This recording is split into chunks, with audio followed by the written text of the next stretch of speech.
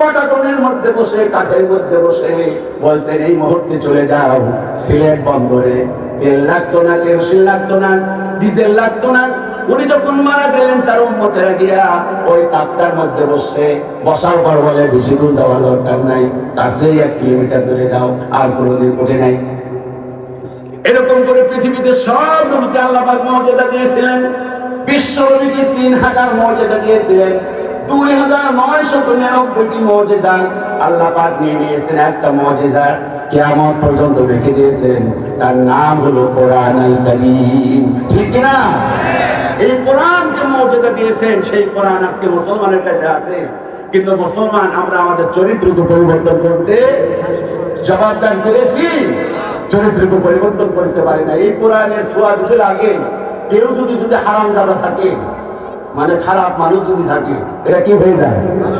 মাশাআল্লাহ। আরো জোরে বলে। কেউ যদি থাকে জিরো, কি হয়ে যায়? আরো জোরে বলে। খালি কোরআনের ছোঁয়া লাগবে। কবি সম্রাট আল্লামা ইকবাল বলেছেন, উতার কর কর হেরাসি, উতার কর কর হেরাসি সুয়ে কওম আয়া और খেলুস খায়ে কিমিয়া সাতলায়া। বিশ্বমানে হেরা পাহাড় থেকে এমন একটি পরশ পাথর নিয়ে এলেন।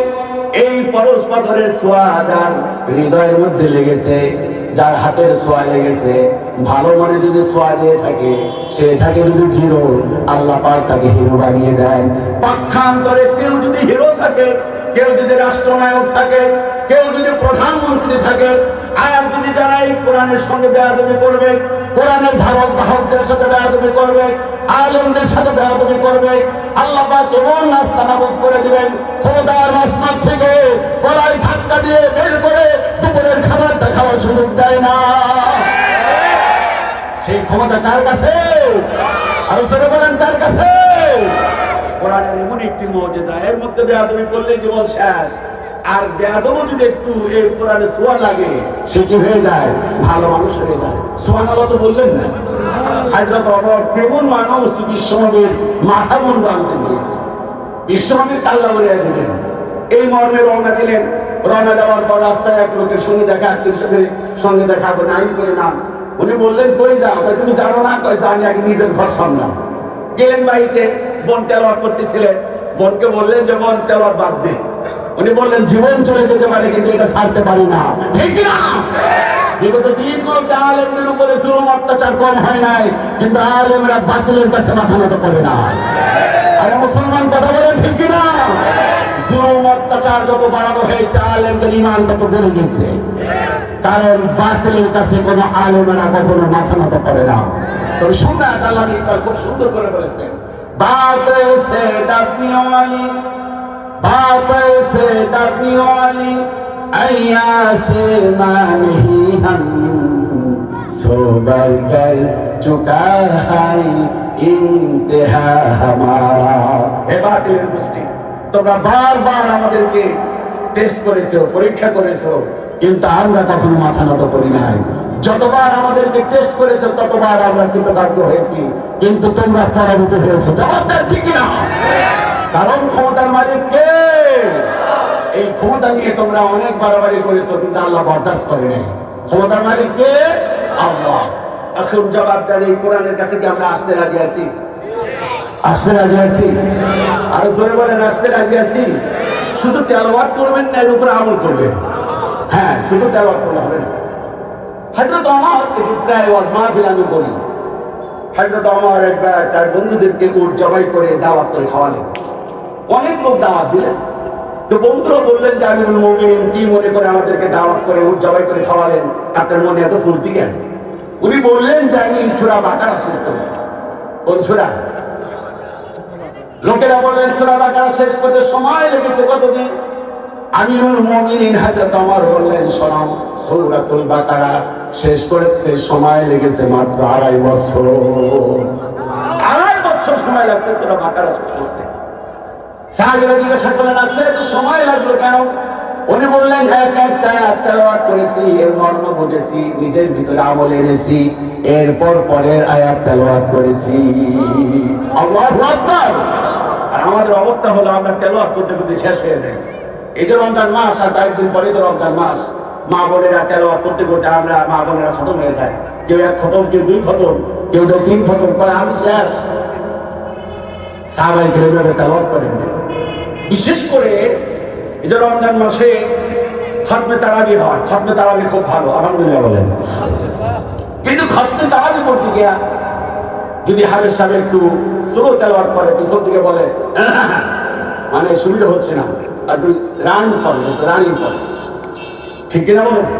বিসমিল্লাহির রহমানির রহিম, কুল আল্লাহুম্মা মালিকাল মুলকি তুতিল মুলকা মান তাশা ওয়া তুইজ্জু মান তাশা ওয়া তুযিল্লু মান তাশা বিয়াদিকাল খায়র ইন্নাকা আলা কুল্লি শাইইন কাদির তুলিদুল লাইলা ফিন নাহারি ওয়া তুলিদুন নাহার। স্পষ্ট করে পড়ছেন, কিন্তু না পছন্দ হয় না। নামাজের শেষে দেখে যে কয় মিনিট লাগবে, পরের দিন বলে যে আর তো কি চালায় করা যায় না, একটু সময়টা বেশি লেগে যাচ্ছে। পরের দিন শুরু করে বলে এরকম আমার করলে তোদের মনে করেন দশা কত তোমার যত গুলো বিয়ে দেখো কিন্তু কারা বলছেন তুই যদি ধরে ফিরে তুলি না হবে কত গ্রাম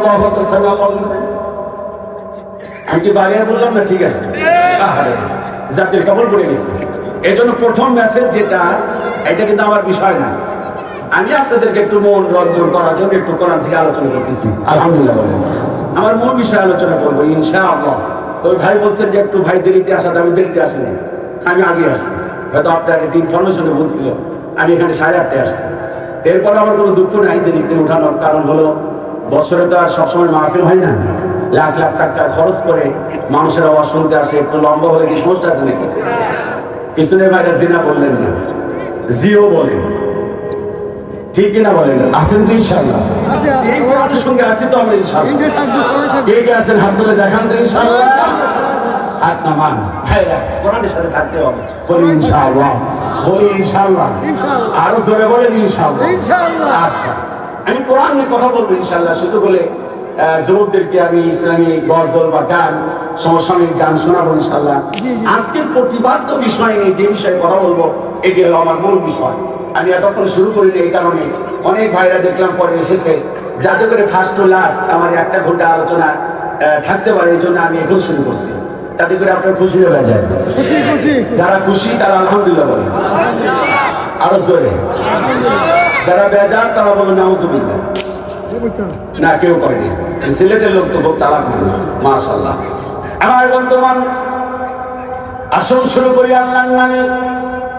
আমি আজকে যে সূরা নিয়ে আলোচনা করব, সূরাটির নাম হলো সূরা ইউনূস। জবাব দেন, সূরাটির নাম কি? আরো জোরে বলেন। ওদিকে কে জানি করে যে সরকার নাকি পয়গম্বর বলছে, সরকার কয় না। উনি একজন নবী। কোরআন আল কারীমে আল্লাহ পাক নবীর নামে সূরা দিয়েছেন। আল্লাহ পাক একজন মহিলার নামে আল্লাহ পাক সূরা দিয়েছেন। সূরাটির নাম কি? সূরা মরিয়ম না মারিয়াম। আল্লাহ পাক এই কোরআন আল কারীমে লোহার নামে সূরা দিয়েছেন। আল্লাহ পাক এই কোরআন আল কারীমে মাকড়সার নামে সূরা দিয়েছেন। আল্লাহ পাক এই কোরআন আল কারীমে সংসদের নামে আল্লাহ পাক সূরা দিয়েছেন। সুবহানাল্লাহ। সূরাটির নাম হলো সূরাতুশ শূরা। কোরআন আল কারীমে আল্লাহ পাক ক্ষমতার নামে সূরা দিয়েছেন। কারণ হলো একবার ক্ষমতায় গেলে কেউ ক্ষমতা থেকে নামতে চায় না। ক্ষমতা বড় মহব্বতের জিনিস। এই জন্য আল্লাহ পাক কোরআন আল কারীমে একটি সূরার নাম দিয়েছেন সূরাতুল মুলক। কোরআন আল কারীমে আল্লাহ পাক মানুষের নামে দুইটা সূরা দিয়েছেন। একটি হলো সূরাতুদ দাহার, অপরটি হলো সূরাতুন নাস। আল্লাহ পাক এই কোরআন আল কারীমে অসংখ্য মর্যাদা দিয়েছেন। এবার আমি সূচনা আপনি একটি প্রশ্ন করতে চাই। আল্লাহ পাক কোরআন আল কারীমে একজন বেঠে মানুষ, নাকটা চ্যাপ্টার, একদম কালো মানুষ, এর নামে আল্লাহ পাক একটি সূরা দিয়েছেন। সূরাটির নাম কি? সূরা লুকমান। মাশাআল্লাহ, আপনাদের কোরআনের জ্ঞান আছে, বোঝা গেল। চিৎকার করে বলি আলহামদুলিল্লাহ। শুনে বাচ্চারা কথা বলতেছে, একটু স্বেচ্ছাসেবক দেন। কাউকে দিয়েছেন? মাশাআল্লাহ, হ্যাঁ, ধমক দিলেন না। এবার আমি একটি প্রশ্ন রাখতে চাই, দেখি কোরআনের এতগুলো মানুষের মধ্যে কয়জন মানুষকে জবাব দিতে পারবে। পুরো কোরআন আল কারীমে বিশ্বনবীর প্রায় লক্ষাধিক সাহাবী এক লক্ষ সাহাবীর মধ্যে হযরত আবু বকরের নাম এই কোরআন আল কারীমে নাই, হযরত ওমরের নাম কোরআন আল কারীমে নাই, হযরত আলীর নাম কোরআন আল কারীমে নাই, হযরত উসমান বলেন, তালহা বলেন, জুবাইর বলেন, খাব্বাব বলেন, খুবাইব বলেন, সুমাইয়া বলেন, বিলাল বলেন, তাদের নামে কোরআন আল কারীমে সূরা নাই। একজন ব্যক্তির নামে, একজন সাহাবীর নামে কোরআন আল কারীমে একটা নাম পাওয়া যায়। মেহেরবানি করে আপনাদের মধ্যে কেউ জানা থাকলে একটু হাত তুলে জবাব দেন, হুজুর আমি পাই। এদিক থেকে বলছেন, আলেম মানুষ কোথায় বলছে না? এই জন্য আলেমদের সম্মান আল্লাহ পাক বাড়িয়ে দিয়েছেন। সুবহানাল্লাহ। ইন্নামা ইয়াখশাল্লাহা মিন ইবাদিহি উলামা, সবচাইতে আলেমরাই আমার বেশি ভয় করে। সুবহানাল্লাহ। তাহলে জবাব পেয়েছি যায়েদ বিন সাবিত বিশ্বনবীর পালক পুত্রের নামে। পালক পুত্রকে কেন্দ্র করে আল্লাহ পাক কোরআন আল কারীমে একটি নাম দিয়েছেন। এবার আসুন মূল আলোচনা করি।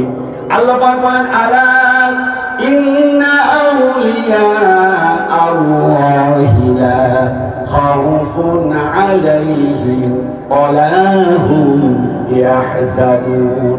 সূরা ইউনূসের ৬২ নম্বর আয়াত। আল্লাহ পাক বলেন, শুনো, যারা আমার আউলিয়া হবে, বন্ধু হবে, যারা আমার নৈকট্যশীল বান্দা হবে, আল্লাহ পাক বলেন যারা মুমিন হবে, আমি আল্লাহ পাক তাদেরকে দুইটা গ্যারান্টি দিয়ে দিলাম। মেহেরবানি করে জবাব দেন, শর্ত হলো কি? বলেন মুমিন হওয়া।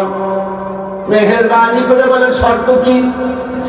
না, এইভাবে আওয়াজ দিলে আমার কাছে পুরস্কৃত হবে না, আমি অল্প টাইমের মধ্যে ক্লোজ করে দেব। আর জবাব যদি জোরে জোরে দেন তাহলে বুঝবো যারা আপনারা আমার আওয়াজ বুঝতেছে। জবাব দেন, শর্ত হলো কি? মুমিন হওয়া, মুত্তাকি হওয়া। আউলিয়া, আউলিয়া শব্দের অর্থ বন্ধু, বন্ধুগণ, বহুবচন, ওলি থেকে আউলিয়া। আল্লাহ যারা ওলি হবে, ওলি মানে আল্লাহ নৈকট্যশীল বান্দা হবে। আল্লাহ পাক বলেন তাদের জন্য দুইটা গ্যারান্টি। এক নাম্বার হলো লা খাউফুন, আল্লাহ পাক বলেন তাদের কোনো ভয় নাই।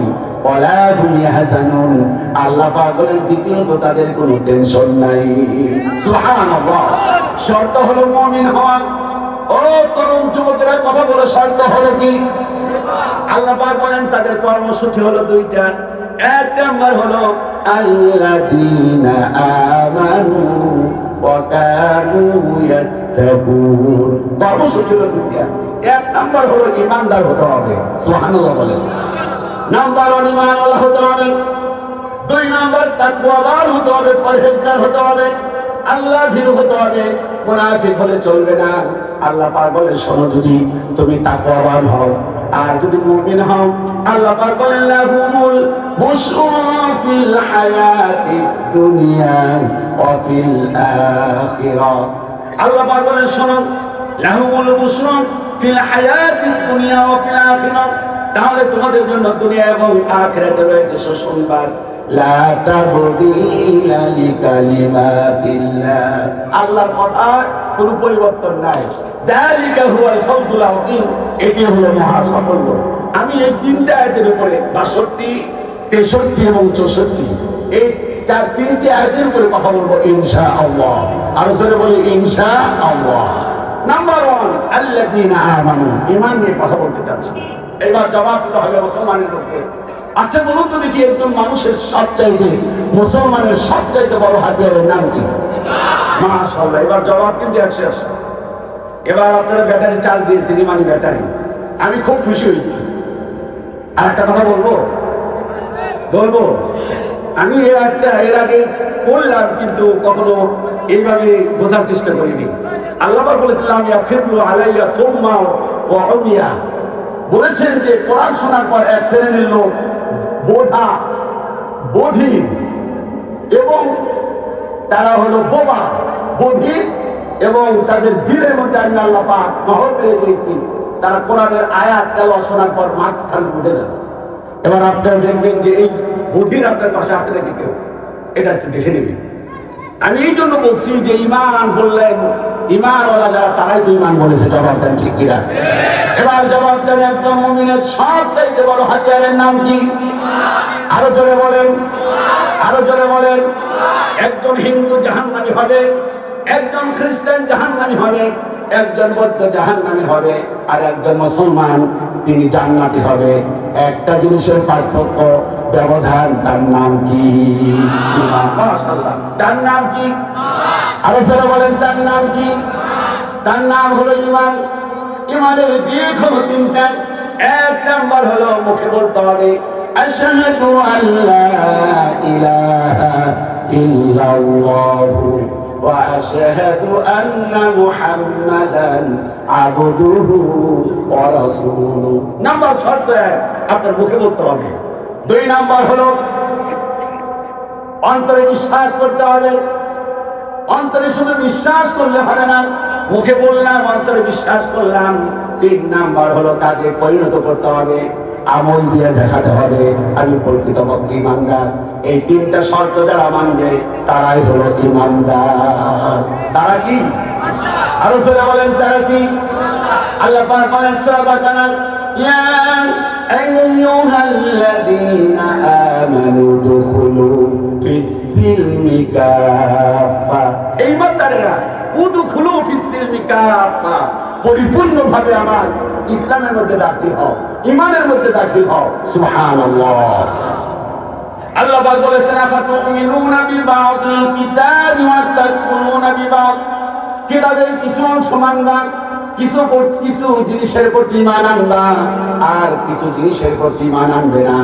এমনটি যদি করো ফামা জাযাউ মান ইয়াফআলু যালিকা মিনকুম ইল্লা খিজুন ফিল হায়াতিদ দুনিয়া।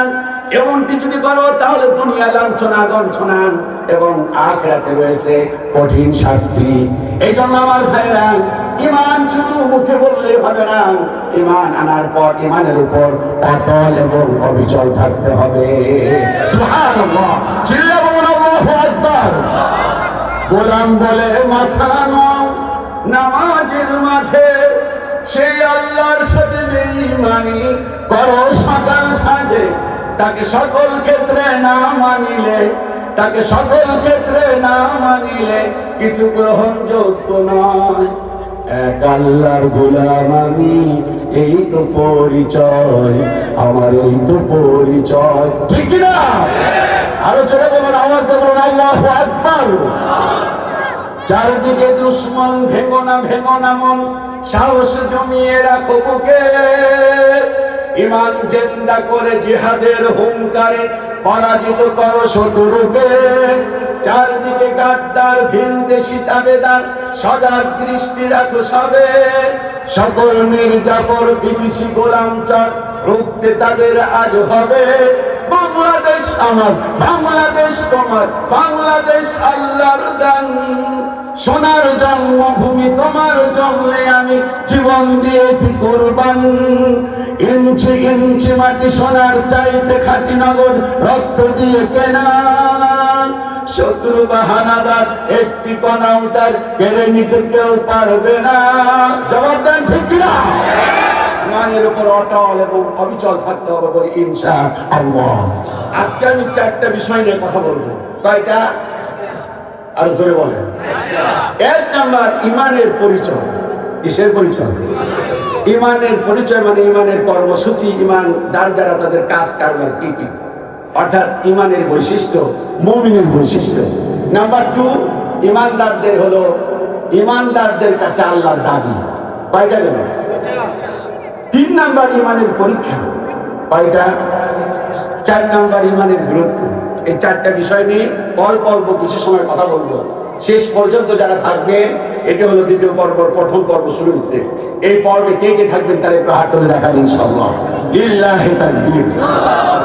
ঈমানের বৈশিষ্ট্য নিয়ে আল্লাহ পাক সূরা তাওবা 112 নম্বর আয়াতে 8টা বৈশিষ্ট্যের কথা বলেছেন। কয়টা? এই যুবক যারা ইন্টারমিডিয়েট পর্যন্ত লেখাপড়া করছে তারা হাত তোলো তো, রানিং ছাত্র যারা। হ্যাঁ মাশাআল্লাহ। এই ইন্টার পর্যন্ত ক্লাস 8, 9, 10 এবং ইন্টারে পড়ো যারা, তারা একটু হাত তোলো। মাশাআল্লাহ, তোমরা জবাব করে দিবা। 1 নাম্বার শোনো, একজন মুমিনের 1 নাম্বার বৈশিষ্ট্য হলো আত-তাইবুন আল-আবিদুন আল-হামিদুন আস-সাইহুন আর-রাকিউন আস-সাজিদুন আল-আমিরুনা বিল মারুফ ওয়ান-নাহুনা আনিল মুনকার ওয়াল-হাফিযুনা লিহুদুদিল্লাহ। আল্লাহু আকবার। 8টা বৈশিষ্ট্য। কয়টা? 8টা। দেখি আমরা মিলাই, আমরা কে কি ঈমানদার যদি বলি, কেউ এখানে হাত তুলবে না, আপনাকে বিশ্বাস হবে? আমার কথা মনে বুঝতে পারেন? আমি যদি এই মুহূর্তে বলি কে কি মুমিন, আমাদের মধ্যে কেউ কি আছে যে হাত তুলবে না? সবাই তুলবে। আসলে তুললে তো হবে না, তুললে কি হবে না? আল্লাহ পাক কি বলছেন শুনেন, সূরা বাকারা 2 নম্বর পৃষ্ঠা একটু উল্টিয়ে দেখবেন। ওয়া মিনান নাস মান ইয়াকুলু আমান্না বিল্লাহি ওয়া বিল ইয়াউমিল আখির ওয়া মা হুম বিমুমিনিন। পলাশের অসংখ্য জনগণ, সুনামগঞ্জের অসংখ্য জনগণ, তাম পৃথিবীর অসংখ্য জনগণকে আল্লাহ পাক টার্গেট করে বললেন, মানুষের মধ্যে অনেক লোক বলে মান ইয়াকুলু আমান্না, আমরা আল্লাহর প্রতি ঈমান এনেছি, ওয়া বিল ইয়াউমিল আখির, আখিরাতের প্রতি বিশ্বাস স্থাপন করেছি। আল্লাহ পাক বলেন ওয়া মা হুম বিমুমিনিন, না এরা আসলে ঈমানদার না। ঈমানদার হতে হলে আজকের যে আলোচনা এগুলো মিলাইতে হবে, বলি ইনশাআল্লাহ। 1 নাম্বার যুবকেরা মনে রাখবে, 1 নাম্বার আত্তাইবুন তাওবাকারী, 1 নাম্বার তাওবাকারী বিশ্বনবী ফরজ সালাত। আসসালামু আলাইকুম ওয়া রাহমাতুল্লাহ, আসসালামু আলাইকুম ওয়া রাহমাতুল্লাহ। ফরজ সালাত সালাম শেষ করার পর নবীজি কয়েকটা আমল করতেন, অন্যতম একটি আমল তিনি আওয়াজ দিয়ে বলতেন আল্লাহু আকবার। এরপর কমপক্ষে নবীজি বলতেন আস্তাগফিরুল্লাহ, আস্তাগফিরুল্লাহ, আস্তাগফিরুল্লাহ। বিশ্বনবী বলেন আমার সাহাবীরা, তোমরা বেশি বেশি করে তাওবা করো, বেশি বেশি করে ইস্তেগফার করো, কারণ আমি বিশ্বনবী দিনের মধ্যে কমপক্ষে 100 বার আল্লাহর কাছে তাওবা করে থাকি। আল্লাহু আকবার। আম্মা জান আয়েশা, বিশ্বনবী তার বিছানায় ঘুমিয়েছিলেন, হঠাৎ করে ঘুম থেকে দেখলেন নবীজি বিছানায় নাই। তিনি এবার তাকিয়ে দেখলেন তিনি সিজদায় চলে গেছেন। অনেক সময় পার হয়ে গেল, নবীজি আর মাথা উত্তোলন করে না। আম্মা জান আয়েশা মনে করলেন আরে তার জীবন মনে হয় শেষ হয়ে গেছে, উনি আর বেঁচে নাই। উনি চোখে ধুয়ে নামলেন, বিশ্বনবীর কদম মোবারকের মধ্যে একটু চিমটি কাটলেন, এরপর নবীজি একটু লড়াচড়া দিলেন। আম্মা জান আয়েশা বুঝতে পারলেন না নবীজি বেঁচে আছেন। আর দীর্ঘ সময় রুকু সিজদা করে যখন সালাম ফিরানোর পর স্বাভাবিক হলেন, আম্মা জান আয়েশা গিয়ে বললেন ইয়া রাসূলুল্লাহ, এই যে আপনি এত ইস্তেগফার করেন, এই যে আল্লাহর কাছে সিজদা করেন, আল্লাহ পাক কি আপনার অতীতের এবং বর্তমানের এবং ভবিষ্যতের গুনাহকে আল্লাহ পাক মাফ করে দেয় নাই? আম্মা জান আয়েশাকে বললেন আয়েশা রে, তুমি কি চাও না আমি আল্লাহর নৈকট্যশীল বান্দায় রূপান্তরিত হয়ে যাই? তুমি কি চাও না আল্লাহর জন্য আল্লাহর কাছে আমি বেশি বেশি করে ইস্তেগফার করি? আল্লাহু আকবার। এই জন্য মুমিনের 1 নাম্বার বৈশিষ্ট্য হলো বেশি বেশি ইস্তেগফার করা, আল হামিদুন, বেশি বেশি করে প্রশংসা করা। ফাযকুরুনি, এই যে ইমাম সাহেবেরা যখন খুতবা শেষ করেন, সানি খুতবা একটি আয়াতে কারিমা তেলাওয়াত করেন, ফাযকুরুনি আযকুরকুম ওয়াশকুরুলি ওয়ালা তাকফুরুন। আমাকে স্মরণ করো, আমি আল্লাহ পাক তোমাকে স্মরণ করব। ওয়াশকুরুলি, আমার প্রশংসা আদায় করো। লা তাকফুরুন, খবরদার অকৃতজ্ঞ হও না। সুবহানাল্লাহ। লা ইন শাকারতুম লা আযীদান্নাকুম, আমার প্রশংসা আদায় করো। ছেলে নাই আমি আল্লাহ পাক লা আযীদান্নাকুম, ছেলে দিয়ে দিব, ব্যবসা আমদানি ব্যবসা দিয়ে দিব। সুবহানাল্লাহ। ওয়ালা ইন কাফারতুম, তুমি যদি কুফরি করো, ইন্না আযাবি লাশাদীদ, তাহলে শাস্তির ব্যবস্থা রেখে দিয়েছি। এই জন্য আল্লাহ পাক বলেন আল্লাযীনা ইয়াযকুরুনা আল্লাহা কিয়ামা ওয়া কুউদা ওয়া আলা জুনুবিহিম, তুমি যখন দাঁড়িয়ে থাকবা তখন আমার প্রশংসা করবা, তুমি যখন বসে থাকবা তখন আমার প্রশংসা করবে, তুমি যখন ঘুমিয়ে পড়বে তখন প্রশংসা করবে। আরো যারা বলুন আল্লাহু আকবার। আল আবিদুন, 2 নাম্বার হলো আল আবিদুন, বেশি বেশি ইবাদত করা। 3 নাম্বার আল হামিদুন, বেশি বেশি করে আল্লাহর প্রশংসা করা। 4 নাম্বার হলো আস-সাইয়ুন, যেখানেই যাবেন দ্বীনের তাবলীগ করবেন। সুবহানাল্লাহ। যেখানেই যাবেন দাওয়াতে কাজ করবেন। দাওয়াতে কাজ করবেন কি মুরব্বির কথা দিয়া? না, কথা বললেন না, কার কথা দিয়া? হ্যাঁ, মাশাআল্লাহ। ইয়া আইয়ুহার রাসূল, হে রাসূল, বাল্লিগ মা উনজিলা ইলাইকা মির রাব্বিক, হে নবী আপনার প্রতি যা নাযিল করেছি, নাযিলকৃত জিনিস দিয়া মানুষকে তাবলীগ করুন। সুবহানাল্লাহ। এটা হলো 4 নাম্বার। 5 নাম্বার আর রাকিউন, রুকু করা। কি করেন? রুকু করেন। ইয়া আইয়ুহাল্লাযীনা আমানু রুকউ ওয়াসজুদু ওয়া'বুদু রাব্বাকুম। আল্লাহ পাক বলেন ঈমানদারেরা রুকু করো, ওয়াসজুদু সিজদা করো, ওয়া'বুদু রাব্বাকুম আল্লাহর গোলামি করো, আল্লাহর দাসত্ব করো। আর আল্লাহ পাক বললেন ওয়াফআলুল খায়র, 4 নাম্বার বেশি বেশি কল্যাণকর কাজ করো, লাআল্লাকুম তুফলিহুন, এই 4টা কাজ করলে তোমার জীবনটা সফল হয়ে যাবে। আল্লাহু আকবার। বেশি বেশি করে রুকু করা। আমরা কি রুকু করি? করি আলহামদুলিল্লাহ, কিন্তু খুব তাড়াতাড়ি। আল্লাহু আকবার, সুবহানাল্লাহ, কেউ হাসবেন না, খুব তাড়াতাড়ি সেই জায়গায় আল্লাহু আকবার, সুবহানাল্লাহ না হচ্ছে না। বিশ্বনবী বলেন সাল্লু কামা রাআইতুমুনি মুসাল্লি, সালাত এইভাবে আদায় করো যেভাবে আমাকে আদায় করতে দেখেছো। আজকে আমাদের রুকু হচ্ছে না, সিজদা হচ্ছে না। রুকুতে থাকবেন যতক্ষণ, কান থেকে শোনো আল্লাহু আকবার। রুকুতে থাকবে যতক্ষণ, দাঁড়িয়ে থাকবেন ততক্ষণ। রুকু হতে দাঁড়িয়ে থাকা, সোজা হয়ে দাঁড়ানো, এটা হলো ওয়াজিব। এটা ছুটে গেল, নামাজ শেষ। রুকু করো, সিজদা করো। পৃথিবীতে সব চাইতে আল্লাহর কাছে যাওয়ার একটা মাধ্যম আছে। এই যুবকেরা, তোমরা কি বলতে পারবা সে মাধ্যমের নাম কি? সিজদা। এই তো সবই জানো তোমরা, বুঝতে পারছি। এলাকার প্রচুর তাফসীর মাহফিল হয়, ঠিক না? তাফসীরের ফসল এগুলো, তত সুবহানাল্লাহ বললেন না। আরে ভাই, প্রশংসা করলে আলহামদুলিল্লাহ দিতে হবে। এতক্ষণ পরে কালকে বোর কাছে গিয়ে করে দেবো, গলাটা দইটা সুবাটা খায়া আলহামদুলিল্লাহ। তো কিসের আলহামদুলিল্লাহ? যে গতকালকে শুনছিলাম, এটা করে দিলেন। একটু বলেন না আলহামদুলিল্লাহ। আল্লাহ পাক বলেন ওয়াসজুদু ওয়াক্তারিব, সিজদা দাও, আমি আল্লাহ পাক আমার নিকটবর্তী হয়ে যাও। বান্দা যখন সিজদা দেয়, আল্লাহ রাসূল বলেন আল্লাহ এবং বান্দার মাঝখানে কোনো পর্দা থাকে না। এটা হলো 5 নাম্বার। 6 নাম্বার আল আমিরুনা বিল মারুফ, আল আমিরুনা বিল, সৎ কাজের আহ্বান করা। কি কাজে? সৎ কাজের আহ্বান করা। হ্যাঁ, অসৎ। ওয়ান্নাহুনা আনিল মুনকার, অসৎ কাজ থেকে ফেরানো। আমাদের একজন শ্রদ্ধেয় মুরব্বী বলেছেন অসৎ কাজ থেকে ফেরানো, অসৎ কাজ থেকে ফেরানো সহজ না কঠিন? আরো জোরে। আর দাওয়াত দেওয়া সহজ না কঠিন? এটা সহজ। মসজিদের ওই কোণে বসে শুধু তাসবিহ হাতে ভাবছে বসে আমি সারার কে যাবে জান্নাতে। তোমার ওই সুফিগিরির দাম নেই কোনো, তোমার ওই ভণ্ডামির দাম নেই কোনো আল্লাহ তাআলার কাছে। ওই মুসলিম তুই আজও কেন বসে? চারিদিকে আজ মা বোনেদের কান্নার আওয়াজ আসে, আবার বিশ্ব আজি ভরে গেছে মুসলমানের লাশে। ঠিক না? তোমাকে জাগতে হবে, তোমাকে জাগতে হবে, এ সমাজ ভাঙতে হবে, নতুন সমাজ গড়তে হবে, তোমাকে জাগতে হবে। কত আলেম আজকে দেখি যাইতে না যায় টাকা দিয়ে, কেউ বা ব্যবসা করে আল্লাহ তাআলার কালাম বেচে।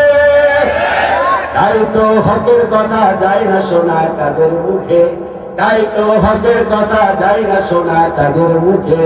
উপরে কোরআন প্রেমিক বিরোধিতা ভিতর থেকে। তোমাকে জাগতে হবে, তোমাকে জাগতে হবে, এই সমাজ ভাঙতে হবে, নতুন সমাজ গড়তে হবে। এই গজল গায়ে প্রায় 15 বছর। 5 আগস্টে এই দেশের তরুণ যুবকেরা সমাজটাকে ভেঙে তছনছ করে দিয়েছে। এবার কোরআনের সমাজ আমাদের করতে হবে, ঠিক না? রাজি আছি তো ইনশাআল্লাহ? আল আমিরুনা বিল মারুফ ওয়ান নাহুনা আনিল মুনকার, এগুলো মুমিনের বৈশিষ্ট্য। একটু সুবহানাল্লাহ বলবেন না? কি হবে আলেম হয়ে ইমাম সেজে সমাজেতে, আর যদি সত্য কথা উচ্চ স্বরে না বলতে, চাকরির ভয় করো যদি ছেড়ে দাও ইমামতি। কি হবে ধোঁকা দিয়ে আল্লাহকে, কি হবে বেঁচে থেকে অযথা বিদ্যা শিখে যদি না গড়তে পারো জালিম মুক্ত সমাজটাকে। জবাব দেন, ঠিক না? এটা হলো 5 নাম্বার। 6 নাম্বার আল-আমিরুনা বিল মারুফ ওয়ান নাহুনা আনিল মুনকার। এবং 7 নাম্বার হলো আমার ভাইরা ওয়ান নাহুনা আনিল মুনকার, এটি হলো 7 নাম্বার। আর 8 নাম্বার হলো ওয়াল হাফিজুনা লিহুদুদিল্লাহ, আল্লাহর সীমা রাখতে হবে। এই যুবকেরা শুনুন, আল্লাহর সীমা রক্ষা করতে হবে। আল্লাহর সীমা হলো কি? এই যে দাড়িগুলো অটোমেটিকলি উঠে একাই লম্বা হয়, এই লম্বা হওয়া জিনিসটাকে কেটে ফেলা যাবে না। টাকনুর নিচে পুরুষেরা কাপড় পরবে না, নারীরা টাকনুর উপরে কাপড় পরবে না। এটাই হলো আল্লাহর সীমা। আল্লাহর সীমা হলো লা তাকুলুর রিবা, খবরদার সুদ খেও না, ওই সুদ খাওয়া যাবে না। এটা হলো আল্লাহর সীমা। লা তাকুলু আমওয়ালাকুম বাইনাকুম বিল বাতিল, অন্যায় ভাবে কারো সম্পদ গ্রাস করো না, চুরি করো না, ডাকাতি করো না। এটা হলো আল্লাহর সীমা। আর পুরুষের আল্লাহর সীমা আছে চোখের মধ্যে। ওয়াকুল্লিল মুমিনিনা ইয়াগুদ্দু মিন আবসারিহিম ওয়া ইয়াহফাযু ফুরুজাহুম, পুরুষদের বলেন তার চোখটাকে নিম্নগামী করতে, লজ্জাস্থানকে হেফাজত করে রাখতে। এটা হলো পুরুষদের সীমা। নারীদের সীমা হলো ওয়াকুল্লিল মুমিনাতি ইয়াগুদ্দুনা মিন আবসারিহিন্না ওয়া ইয়াহফাযনা ফুরুজাহুন্না, নারীদের বলেন তারা ওদের চোখটাকে নিম্নগামী করে, লজ্জাস্থান থেকে হেফাজত করে। এগুলো হলো আল্লাহর সীমা। আল্লাহর সীমা হলো ওয়াইলুল লিল মুতাফফিফিন আল্লাযীনা ইযা তালু আলান নাসি ইস্তাওফুন, ওই সকল লোকের জন্য দুর্ভোগ যারা বেশি করে আনে আর ওজনে দেওয়ার সময় এদেশে অভ্যাস আছে। এটা হলো আল্লাহর সীমা। এবার যুবকেরা হাত তুলে আল্লাহর রাস্তে ওয়াদা দাও, টাকুর নিচে কোনোদিন কাপড় পরবা না। যারা তুলে না ওগুলো হিজড়া, দেখেন কে কে তুলে না, হাত নামাও যুবকেরা। বিশ্বনবী বলেন 3 ব্যক্তির প্রতি আল্লাহ পাক তাকাবেন না, তাদেরকে পবিত্র করবেন না। তার মধ্যে অন্যতম হলো অহংকার বশত যারা টাকুর নিচে কাপড় পরে। আমরা কি জাহান্নামে যেতে চাই? আচ্ছা এবার জবাব দেন মুসলমানের মতো। এই যে 8টা গুনাহের কথা বললাম সূরা তাওবার 112 নম্বর আয়াত কারিমা থেকে, এগুলো কাদের সিফাত? মুমিনের। আরো জোরে বলেন কাদের গুনাহগুলি? আরো জোরে বলেন কাদের গুনাহগুলি? মুমিনের গুনাহগুলি আল্লাহ পাক আরো সুন্দর করে মুমিনের গুনাহগুলি বলেছেন। ওয়া ইবাদুর রহমান, মুমিনের গুনাহগুলি সূরা ফুরকান। এটা সুবহানাল্লাহ বলুন। ওয়া ইবাদুর রহমান, ওয়া ইবাদুর রহমান,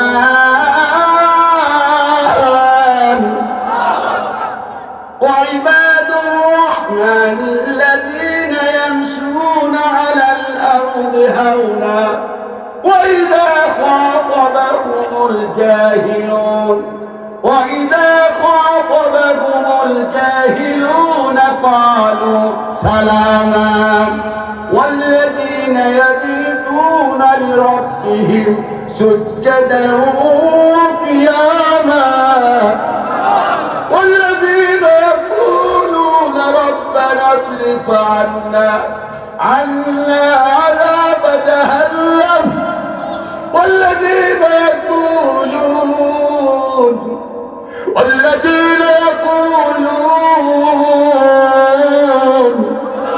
والذين يقولون ربنا اصرف عنا عذاب جهنم إن عذابها كان غراما। অনেকগুলো আছে, 4টা বলি, তা না হলেও যে আরো যে 3টা বলতে চাইছি এগুলো পড়তে পারবো না। 1 নাম্বার হলো ইবাদুর রহমান, রহমানের বান্দা কারা? সুবহানাল্লাহ। আচ্ছা রহমানের বান্দা কে কে? হাত তোলেন তো। হ্যাঁ মিশা কথা, তাকবীর দেওয়ার দরকার নেই, মাশাআল্লাহ তাকবীর দিবেন তো। তাকবীর দেওয়ার দিন আসছে, ঠিক না? আলহামদুলিল্লাহ বলেন না। ওয়া ইবাদুর রহমান, সবাই বললেন যে আমরা রহমানের বান্দা। হাত তুলছে আল্লাহ কাউকে কাউকে বললো তুই ফাউল, তোর হাত আমি নিই না। কারণ এই 4টা গুণ যদি না থাকে, অনেকগুলো আছে 4টাই গুণ। নাম্বার 1 ওয়াইবাদুর রহমান ওয়াইবাদুর রহমান আল্লাযীনা ইয়ামশুনা আলাল আরদি হাওনা। নাম্বার 1 হলো রহমানের বান্দা হলো তারা যারা জন্মের মধ্যে পৃথিবীতে অহংকার বশত চলাফেরা করে না, নিরহংকারী, বিনয়ী ভাব। কি ভাব? বিনয়ী ভাব। দেখেন না ছেলেদের কি অবস্থা, কানের মধ্যে ইয়ারফোন নিয়ে টাইট প্যান্ট পরে টাইট জুতা পরে যায়, মুরব্বীদের চোখেও পড়ে না। আছে না? নাই? আছে কি না? আরে আমি একটি কথা বলে মনোযোগ দিয়ে শোনাতে বলবে না। হযরত লুকমান ছিলেন লোকটা আমার মতো কালো কুচনি, লোকটা ছিলেন বেঠে, তার কলিজা টুকরা সন্তানকে ঘরের মধ্যে ডাক দিলেন। একজন শ্রোতা, একজন বক্তা 10টা নসিহত করেছিলেন। কয়টা? 10টা নসিহত করেছিলেন। আল্লাহ পাক এমন করে পছন্দ করলেন, আল্লাহ পাক ডাক দিয়ে বললেন, লুকমান রে, তোর এই কথাগুলো আমার এত পছন্দ হয়েছে, আমি আল্লাহ পাক তোর নামে সূরা দেব এবং তোর কথাগুলো আমি আল্লাহ পাক কোরআনে কোট করে দেব। আমার পক্ষে 10টা বলা সম্ভব না, এগুলো মুমিনের গুনাহ। আমি 2টা বলি। 1 নাম্বার বললেন, ইয়া বুনাইয়া, হে আমার কলিজার টুকরা সন্তান, লা তুশরিক বিল্লাহ, খবরদার খবরদার আল্লাহর সঙ্গে শরীক করো না। কার সাথে? আল্লাহর সঙ্গে অংশীদার করো না। ইন্নাশ শিরকা লাযুলমুন আযীম, মনে রেখো শিরক হলো পৃথিবীতে সবচাইতে বড় জুলুম। আরো কয়েকটা নসিহত করেছিলেন, ইয়া বুনাইয়া ওয়া আমরু বিল মারুফ ওয়া নাহা আনিল মুনকার, ও আমার পরিবার টুকরা সন্তান, সৎ কাজের আহ্বান করো, অসৎ কাজ থেকে মানুষকে ফেরাও। আর এই ফিরাইতে গিয়ে মার খেতে হবে। অসবির আলা মা সাবা, মার খাইতে গেলে, মার যদি কপালে আসে, মনটা ভেঙ্গো না, তুমি ধৈর্য ধারণ করো। আরেকটা বললেন, হে আমার কলিজার টুকরা সন্তান, অহংকার বশত জমিনের মধ্যে পা ফেলো না। তুমি যতই বড় হও, পাহাড় ছুঁতে পারবে না। সুবহানাল্লাহ। এই জন্য নিরহংকারী হতে হবে। অহংকার নিয়ে আর রহমানের বান্দা হওয়া যায় না। নাম্বার 2 হলো, ওয়াইদা খাতাবাহুমুল জাহিলুনা ক্বালু সালামা। জাহিলরা, ওই সকল মূর্খরা, জালেমরা যখন আমাদের সঙ্গে তর্ক করবে, আল্লাহ পাক বলেছেন ওদের সাথে তর্ক করো না, ওদেরকে সালাম দিয়া ওখান থেকে বিদায় নিয়ে চলে যাও। আল্লাহু আকবার। 3 নাম্বার হলো, আল্লাযীনা ইয়াবিতুনা লিরাব্বিহিম সুজদা। আল্লাহ পাক বলেন, রাতের অন্ধকারে দিনের বেলায় সিজদা দাও, আর দাঁড়ায় দাঁড়ায় আমি আল্লাহর কাছে ক্ষমা চাও। আর 4 নাম্বার হলো, আল্লাহর কাছে বলো, রব্বানা, হে আমার রব, ইসরিফ আন্না আযাব জাহান্নাম, রব্বানি জাহান্নামের আগুন থেকে বাঁচাও। ইন্না আযাবাহা কানা গরামা, আল্লাহ জাহান্নামের আগুন কত নিকৃষ্ট। তাহলে 1 নাম্বার অহংকার করা যাবে না, 2 নাম্বার জাহেলদের সঙ্গে কোনো তর্ক করা যাবে না, 3 নাম্বার হলো আল্লাহর কাছে চোখের পানি ছেড়ে সিজদা দিয়া দাঁড়াইয়া চোখের পানি ছাড়তে হবে। আর 4 নাম্বার হলো জাহান্নাম থেকে আল্লাহর কাছে মুক্তি পেতে হবে। আল্লাহু আকবার। আরো জোরে বলুন আল্লাহু আকবার। এগুলো হলো কার বৈশিষ্ট্য? আল্লাহ পাক বলেন আরো মুমিনের বৈশিষ্ট্য হলো, قد أفلح المؤمنون, অবশ্যই ওই লোক, ওই সকল মুমিনেরা সফল কাম। সুবহানাল্লাহ। নাম্বার 1, الذين هم في صلاتهم خاشعون, যারা নামাজের মধ্যে বিনয়ী। নামাজে কি? খুব বিনয়। আল্লাহু আকবার। আলহামদুলিল্লাহি রাব্বিল আলামিন, আর রহমানির রহিম। ইসলামের ইক্তিদা করছে ইমাম সাহেব পিছনে, দুনিয়া একদিকে আর নামাজ একদিকে। সুবহানাল্লাহ।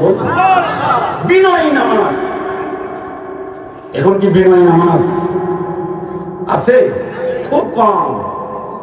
একটি হাদিস শুনুন, আপনি বিরক্ত হচ্ছেন? বিরক্ত হচ্ছেন? একটি যুদ্ধে বুখারী শরীফে এসেছে, বিশ্বনবী 2 জন সাহাবীকে গনিমতের মাল পাহারা দেওয়ার জন্য দায়িত্ব দিলেন। কয়জন? 2 জনের মধ্যে ডিস্ট্রিবিউট করে নিলেন, ভাই তুই এক কাজ করবি, অর্ধেক রাত তুই যাক, আমি অর্ধেক রাত জেগে থাকি, ঘুমিয়ে থাকি, এরপর অর্ধেক রাত আমি ঘুমাবো, তুমি জেগে থাকবা। তো একজন ঘুমিয়ে আছেন আর একজন দাঁড়িয়ে ডিউটি পালন করতেছে। বিনয় নামাজ কাটে সাহাবী নামাজ, সাহাবী ঘুমিয়ে পড়লেন আর একজন ডিউটি করতেছেন। চারদিকে যখন নীরব নিস্তব্ধ দেখতে পেলেন, উনি চিন্তা করলেন সময়টা নষ্ট করে লাভ নাই, তাহলে এক কাজ করি, নামাজের মধ্যে সময়টা কাটিয়ে দেই। আল্লাহু আকবার। উনি নামাজে দাঁড়িয়েছেন, আল্লাহু আকবার, নফল নামাজ পড়তেছেন। হঠাৎ করে কাফির কিছু সৈন্য এসে আল্লাহর নবীর এই সাহাবীকে টার্গেট করে তীর নিক্ষেপ করলেন। নামাজের মধ্যে শরীরের মধ্যে তীর এসে বিঁধল। সাহাবী নামাজ ছাড়ে না, আবার একটা তীর মারা হলো। আল্লাহর নবীর এই সাহাবী তিনি তীর মারার পর তিনি এরপরেও নামাজ ছাড়ে না। কয়টা তীর গেল? এরপর আর একটা তীর মারলেন। সাহাবী চিন্তা করলেন সর্বনাশ, এইভাবে যদি তীর মারতে থাকে তাহলে কি হবে? এখানে সে হামলা করবে, হামলা করে গনিমতের মাল, মানে যুদ্ধের পর কাফেররা যে সম্পদ ফেলে থুয়ে যায় তার নাম বলে কি? গনিমতের মাল। হামলা করে সব নিয়ে যাবে। পুনরুকু করলেন, সেজদা করলেন, সালাম ফিরিয়ে আল্লাহর নবীর সাহাবীকে ডাক দিয়ে বললেন, ও আল্লাহর নবীর সাহাবী, মেহেরবানি করে আপনি দায়িত্ব পালন করুন। উনি উঠলেন, ওটার পর দেখলেন একটা না দুইটা না তিনটা তীর তার শরীরের মধ্যে বিধান। উনি টেনে টেনে তীরগুলো বের করতেছেন, ফিনকি দিয়ে রক্ত বের হচ্ছে। এবার সাহাবীকে প্রশ্ন করলেন, ও আল্লাহর নবীর সাহাবী, প্রথম যখন তোমার শরীরে তীর নিক্ষেপ হয়েছে তখন তো ইচ্ছে করলে তুমি ডাক দিতে পারতে, কেন আমাকে ডাক দাও নাই? উনি বলতেছেন, আল্লাহর কসম করে বলি, আমি নামাজে দাঁড়িয়ে কোরআন তেলাওয়াত করতেছিলাম, আমার মনে হলো আমি আল্লাহ পাকের সঙ্গে কথা বলতেছিলাম। আল্লাহর কসম করে বলি, এখানে যদি হামলা হওয়ার সম্ভাবনা না থাকতো, আল্লাহর কসম করে বলি, আমি জিন্দেগিতে কোনোদিন নামাজ ছাড়তাম না। বিজয়ী নামাজ, আজকে বিজয়ী নামাজ নাই। কথা কি হচ্ছে নাকি? বিস্ময় বললেন, এই পৃথিবীতে সব চাইতে বড় চোরের নাম হলো, মেহেরবানি করে জবাব দিন, সব চাইতে বড় চোরের নাম কি? আরো চোরে বলেন। সাহাবীরা বললেন, ইয়া রাসূলুল্লাহ, নামাজ চোর আবার কিভাবে? নবীজি বললেন, সঠিকভাবে রুকু করে না, সিজদা করে না, এটাই হলো নামাজ চোর। এই চোর গুলা দেখবেন নেতাদের মধ্যে বেশি, ঠিক না? আরো আসতে বলেন, ঠিক? আরো আসতে। নেই ফজরে, নেই জোহরে, নেই গো আসরে, মাগরিব হলে নেতা বসে প্রথম কাতারে, ঠিক না? নেই ফজরে, নেই জোহরে, নেই গো আসরে, মাগরিব হলে নেতা বসে প্রথম কাতারে, খোঁজে রাখে না 11 মাস, মনে পড়ে রমজান মাস, তাদেরই ইসলাম, দাড়ি সাটা, গোফে আটা, গাজায় মারে দম, নামাজ নাই, রোজা নাই, ইফতার খাওয়া। এই হলো ভাই যাদের নীতি, তারাই হলো অধিকাংশ সমাজপতি। ধর্মের বেলায় ঘুম। জবাব দেন, ঠিক কিনা?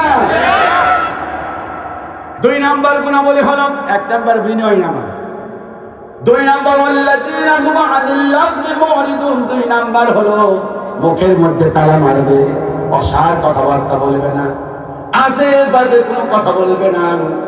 এরপরে আল্লাহ পাক আরো কিছু গুণাবলীর কথা বলেছেন, মস্তগুলো বলি। ওয়াল্লাযীনা হুম লিআমানাতিহিম ওয়া আহদিহিম রাউন, আমানত রক্ষা করবে, ওয়াদা রক্ষা করবে। এবং আরেকটা বললেন, ওয়াল্লাযীনা হুম আলা সালাওয়াতিহিম ইউহাফিজুন, সবকে যথাযথভাবে হেফাজত করবে। সুবহানাল্লাহ। আল্লাহর একটা মোবাইল নাম্বার আছে, আল্লাহর মোবাইল নাম্বার হলো 24434, 24434। 2 হলো ফজরের 2 রাকাত, জোহরের হলো 4 রাকাত, আসরের হলো 4 রাকাত, মাগরিবের হলো 3 রাকাত, এশার হলো 4 রাকাত। 24434, এই যে ডায়াল নাম্বার। আর একটা নাম্বার ডায়াল করবা না, কিয়ামত পর্যন্ত আল্লাহর সাথে কোনো সম্পর্ক থাকবে না। জবাব দেন, ঠিক না? নামাজকে যথাযথভাবে কি করা? হেফাজত করা। আমার বলি ইনশাআল্লাহ। আরো জোরে বলেন ইনশাআল্লাহ। বিশ্বনবী বলেন, শোনো, আপনাদের সকল মনোযোগ আছে তো ইনশাআল্লাহ? আপনারা কি বিরক্ত হচ্ছেন? বিশ্বনবী বললেন, শোনো, তোমাদের বাড়ির সামনে যদি একটা পুকুর থাকে, জলাশয় থাকে, সেখানে যদি কোনো মানুষ 5 বার গোসল করে তাহলে তার শরীরে কি কোনো ময়লা থাকতে পারে? সাহাবীরা বললেন, না, তার শরীরে কোনো ময়লা থাকতে পারে না। নবীজি বললেন, শোনো, ঠিক তেমনি কেউ যদি 5 ওয়াক্ত ওযু করে 5 ওয়াক্ত নামাজ পড়ে তার শরীরে কোনো গুনাহ থাকতে পারে না। লিল্লাহি তাকবীর। আমার বন্ধুগণ, এতক্ষণ আপনাদেরকে আমি মুমিনের গুণাবলীর কথা বললাম। কিসের গুণাবলী? আরো জোরে বলেন, কিসের গুণাবলী? এবার বন্ধুগণ মেহেরবানি করে বলুন, জবান খুলে বলুন, এই ঈমানের উপর অটল এবং অবিচল থাকা সহজ না কঠিন? পার্টি এখানে দুইটা, একটা সরকারি, একটা বিরোধী। কেউ বলছেন সহজ, কেউ বলছেন কঠিন। আসলে আমি কোনটা নেব? আল্লাহর কাছে বলি যে আল্লাহ কোনটা আপনি বলেন, এটা বললে ভালো হয় না? সুবহানাল্লাহ। কোরআনে এমন কোন প্রশ্ন আছে যে কোরআন প্রশ্ন পারে না? একটা বুড়ি, আপনারা জানেন, আপনারা তো তাফসীর শোনেন, আপনাদের সামনে কথা বলতেও তো আমাদের ভয় হয়। আলহামদুলিল্লাহ বলেন। অনেক আলেম ওলামা আছেন যাদের ছাত্র হওয়ার যোগ্যতা আমার নেই, আমি বিশ্বাস করি এটা। তো এক বুড়ি, তাকে সালাম দেওয়া হয়েছিল, আসসালামু আলাইকুম। উনি কি বললেন? না, ওয়ালাইকুম সালাম বলেনি, এটা কোরআনে না। উনি কোরআন থেকে জবাব দিলেন। কোরআন জবাবটা কি? সালামের জবাব, সালামু কাওলাম মির রাব্বির রহিম। মহাপ্রতিপালকের পক্ষ থেকে আপনাদের সালাম। যিনি আশ্চর্য হয়ে গেলেন, সর্বনাশ, যাকে সালাম দিয়ে, যিনি সালাম দিয়েছেন উনি যুগ শ্রেষ্ঠ একজন মুহাদ্দিস আব্দুল ইবনে মুবারক। তো উনিকে বললেন, আচ্ছা ভাই, আপনার বাড়ি কোন? তো বাড়ি কই যখন জিজ্ঞাসা করছেন, তিনি বলতেছেন, সুবহানাল্লাযী আসরা বিআবদিহি লাইলান মিনাল মাসজিদিল হারাম ইলাল মাসজিদিল আকসা। উনি বর্তমানে অবস্থান করছিলেন মসজিদে হারামের সামনে, মাথায় চাদর দিয়ে। আর মসজিদে আকসা বুঝলেন যে হ্যাঁ এখানে আছে, আর ওনার বাড়িটা কোথায়? আকসা, বাইতুল মুকাদ্দাসে। আশ্চর্য হয়ে গেলেন, তো বললেন, আপনি এখানে কি করেন? কোরআন থেকে বলতেছেন,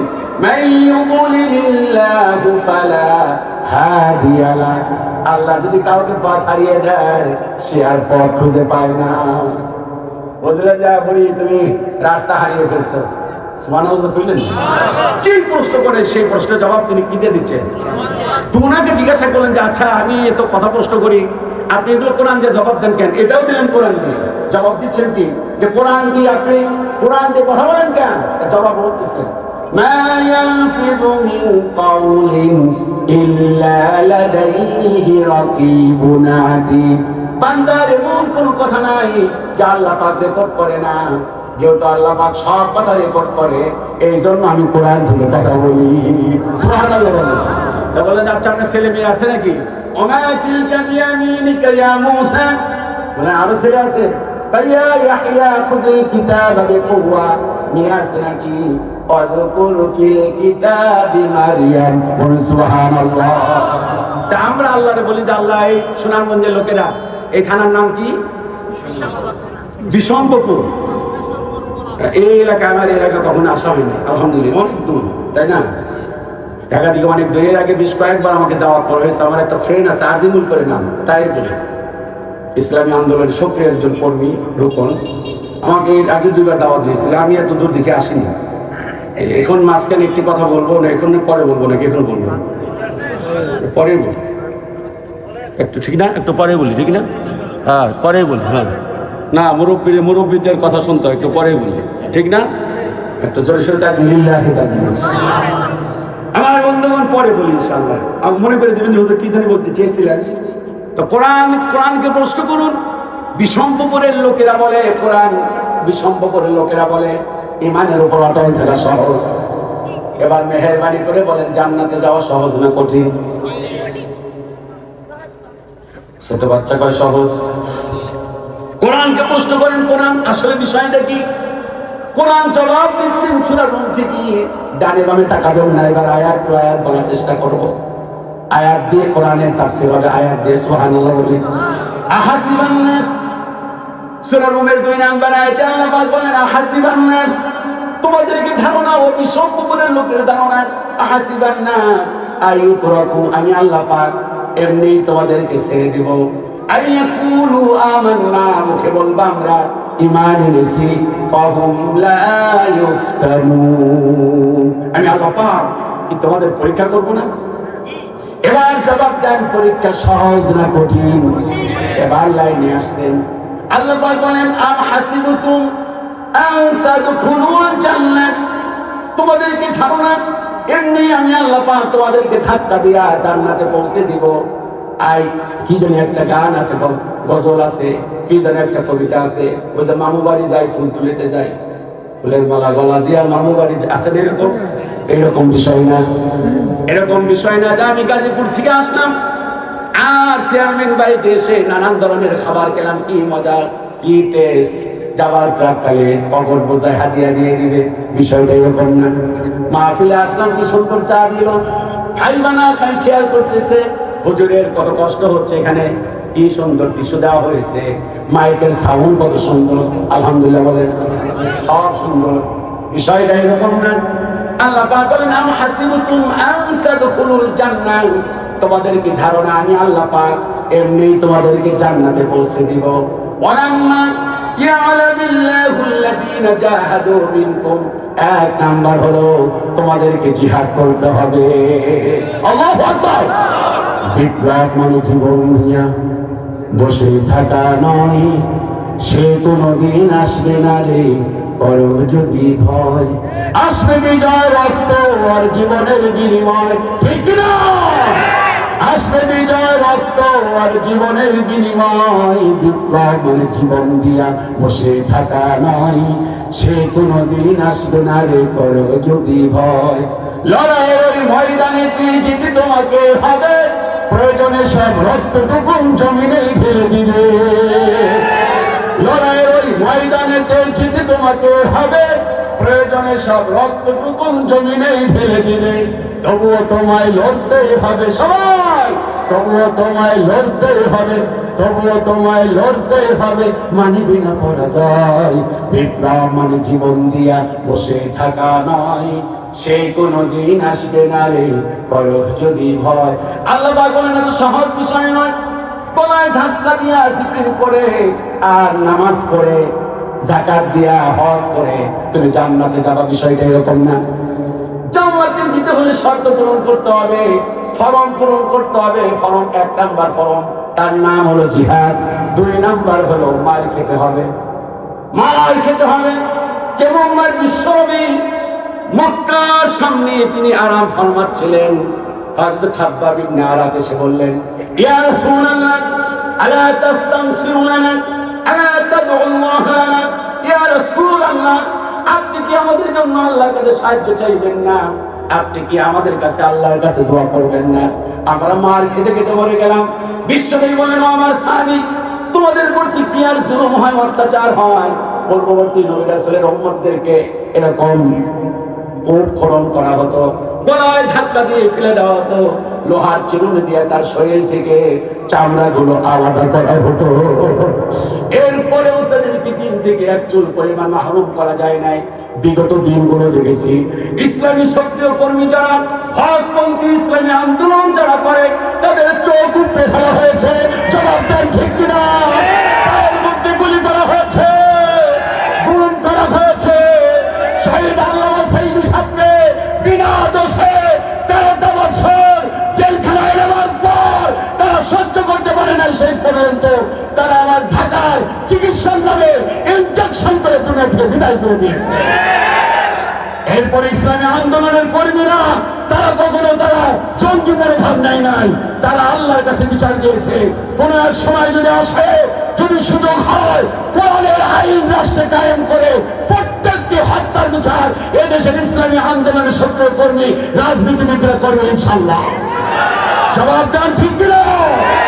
আল কাতলু বিল কাতলে, হত্যার পরিবর্তে হত্যা, ওয়াল আইনা বিল আইনে, চোখের পরিবর্তে চোখ, ওয়াল আনফা বিল আনফে, ওয়াল উযুনা বিল উযুনি, নাকের পরিবর্তে নাক, চোখের পরিবর্তে চোখ। জবাব দেন ঠিক না? আমরা বিচার করবো ইনশাআল্লাহ। জালিমদেরকে আমরা ছাড় দেব না। জবাব দেন ঠিক না? আল্লাহ নিজে ছাড় দেয় নাই। ইন্নামা জাযাউল লাযীনা ইউহারিবুনা আল্লাহ ওয়া রাসূলাহু ওয়া ইয়াসআউনা ফিল আরদ, যারা জমিনে ফাসাদ করেছে, যারা জমিনে জুলুম করেছে, অত্যাচার করেছে, ওয়া ইয়াসআউনা ফিল আরদি ফাসাদান আই ইউকাত্তালু, ইসলামী আইন হলো ওরে হত্যা করো, আই ইউসাল্লাবু, ওরে শরীরে চড়াও, আও তুকাত্তা আইদিহিম ওয়া আরজুলুহুম, উল্টা পাল্টা করে পাও কেটে দাও। ইসলামী আইন বাংলাদেশে পাশ করে আমরা আগামীতে ইসলামী মানাদেরকে পার্লামেন্টে দিয়া কোরআনের আইন দিয়ে এদের বিচার হোক, এটা কে কে চান হাত তুলে দেখা।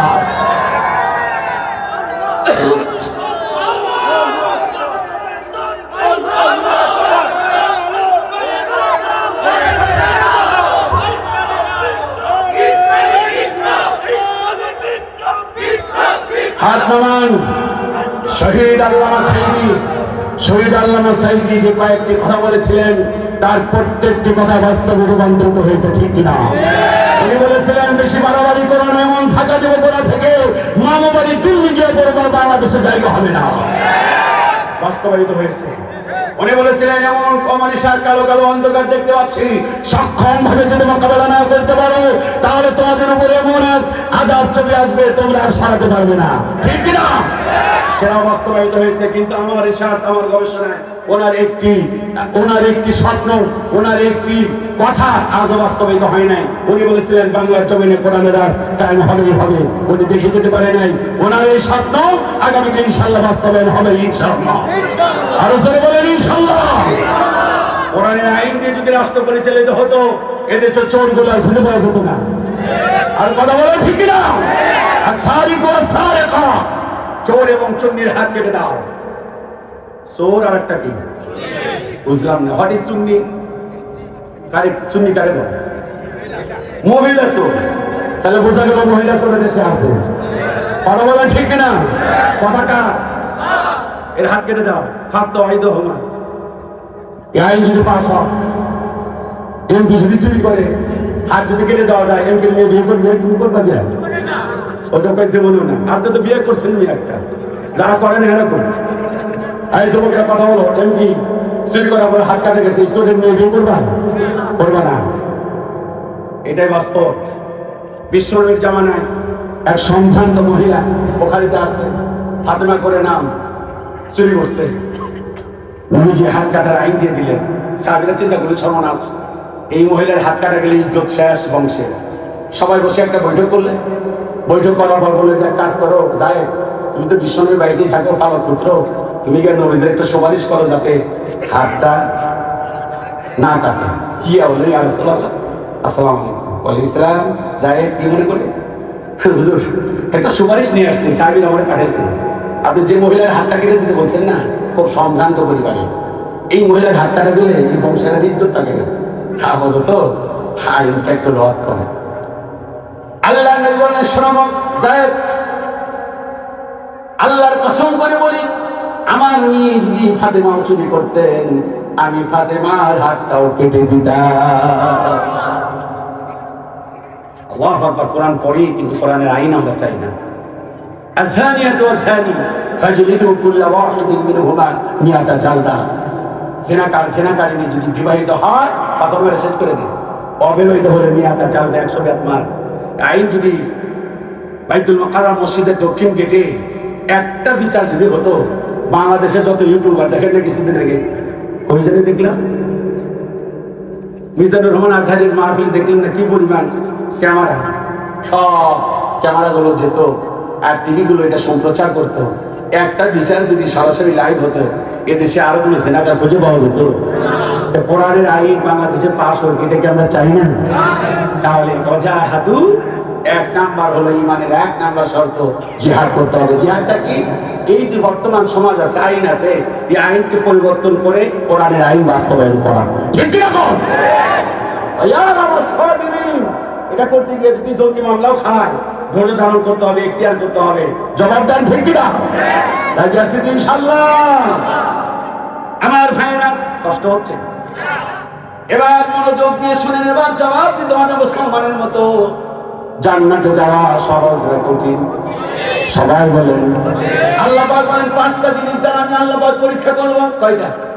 ওয়ালা নাবলুওয়ান্নাকুম বিশাইইন মিনাল খাউফ ওয়াল জু' ওয়া নাকসিন মিনাল আমওয়াল ওয়াল আনফুসি ওয়াস সামারাত।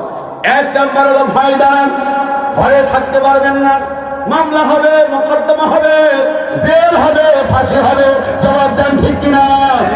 অল্টু খোদা হবে, গুম করে নেওয়া হবে। অসংখ্য ভাইকে গুম করা হয়েছে, খাবার দেওয়া হয় নাই, মাসের পর মাস আয়না ভরে নেওয়া হয়েছে। আমাদের এক ভাই বলেছে, না হারে এত কাদা কেঁদেছি, যদি এই গামছা দিয়ে চোখটা মুছেছি, এই পানিগুলো যদি এক জায়গায় করা হতো একটা দিঘি হয়ে যেত। আয়না ঘরে নিয়ে খাবার দেওয়া হবে না, সূর্যের আলো দেওয়া হবে না, অল্জু অনাকুসিম মিনাল আমওয়াল, মালের ক্ষতি করা হবে, বাড়ি ঘর পুড়িয়ে দেবে, ব্যবসা বাণিজ্য বন্ধ করে দেবে। কথা বলে ঠিক না? 2 নাম্বার ওয়াল আনফুস, এরকম গুলি করে হত্যা করা হবে। ওয়াসসামারাত, শস্যের ক্ষতি করা হবে। আল্লাহ পাক বলেন ওয়াবাশশিরিস সাবিরিন। আল্লাহু আকবার। এই জন্য ঈমানের পথে থাকা সহজ না কঠিন? আর যারা বলেন সহজ না কঠিন? এবার ঈমানের দাবি বলি ইনশাআল্লাহ। আমরা বললাম ঈমানের পরিচয়, মুমিনের পরিচয়। 2 নাম্বার বললাম ঈমানের পরীক্ষা। এবার বলবো ঈমানের দাবি। দাবি আছে না? স্কুলের স্টুডেন্টকে জিজ্ঞাসা যদি করা হয় তুমি কি? আমি ছাত্র। তাহলে টিচার বলবে যে ছাত্র হলে আমার কিছু দাবি আছে, ঠিক মতো পড়াটা আদায় করো, বলবে কি? আমরা মুমিন। আল্লাহ পাক বলে শোনো, ঈমানের দাবি হলো 1 নাম্বার দাবি, তোমার দৃঢ় মনোবলের অধিকারিত হবে। সুবহানাল্লাহ। মনটা হতে হবে শক্ত না নরম? আর জোরে বলেন শক্ত। ওয়ালা তাহিনু ওয়ালা তাহজানু ওয়া আনতুমুল আ'লাউনা ইন কুনতুম মুমিনিন। আল্লাহ পাক বলেন চিন্তিত হয়ো না, ভীত বিহ্বল হয়ো না, তোমরা বিজয় লাভ করবে। শর্ত হলো একটাই, তোমাদেরকে মুমিন হতে হবে। চিল্লা বলুন আল্লাহু আকবার। দৃঢ় মনোবলের অধিকারী হতে হবে। ফালাম্মা তাওয়াল জামাআনি ক্বালা আসহাবু মূসা, হযরত মূসা আলাইহিস সালামকে ফিরাউন ধাওয়া করলেন। আর প্রত্যেকটা নবী রাসূল জীবনে একবার না একবার দৌড় দিয়েছেন বিপদে পড়ে। বিশ্বনবী নিজেও দৌড়িয়েছেন, দৌড়ানে মক্কা থেকে যখন মদিনা গেলেন হেঁটে হেঁটে গেছেন, না দৌড়ে গেছেন? দৌড়ে, যাতে শত্রুরা না ধরে। মূসা আলাইহিস সালাম দৌড় দিলেন, তার পিছনের লোকেরা বলল ইন্না লামুদরাকুন, ও মূসা কোথায় নিয়ে যাও?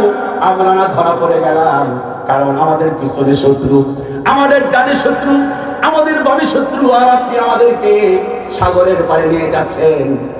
মূসা আলাইহিস সালাম কি দৃঢ় মনের অধিকারী, তিনি বললেন ক্বালা কাল্লা, আরে না, সুবহানাল্লাহ, আরে না, ক্বালা কাল্লা, কখনো নয়, ইন্না মাইয়া রাব্বি সায়াহদিন, অবশ্যই আমার আল্লাহ আমাদেরকে রাস্তা দেখাবেন।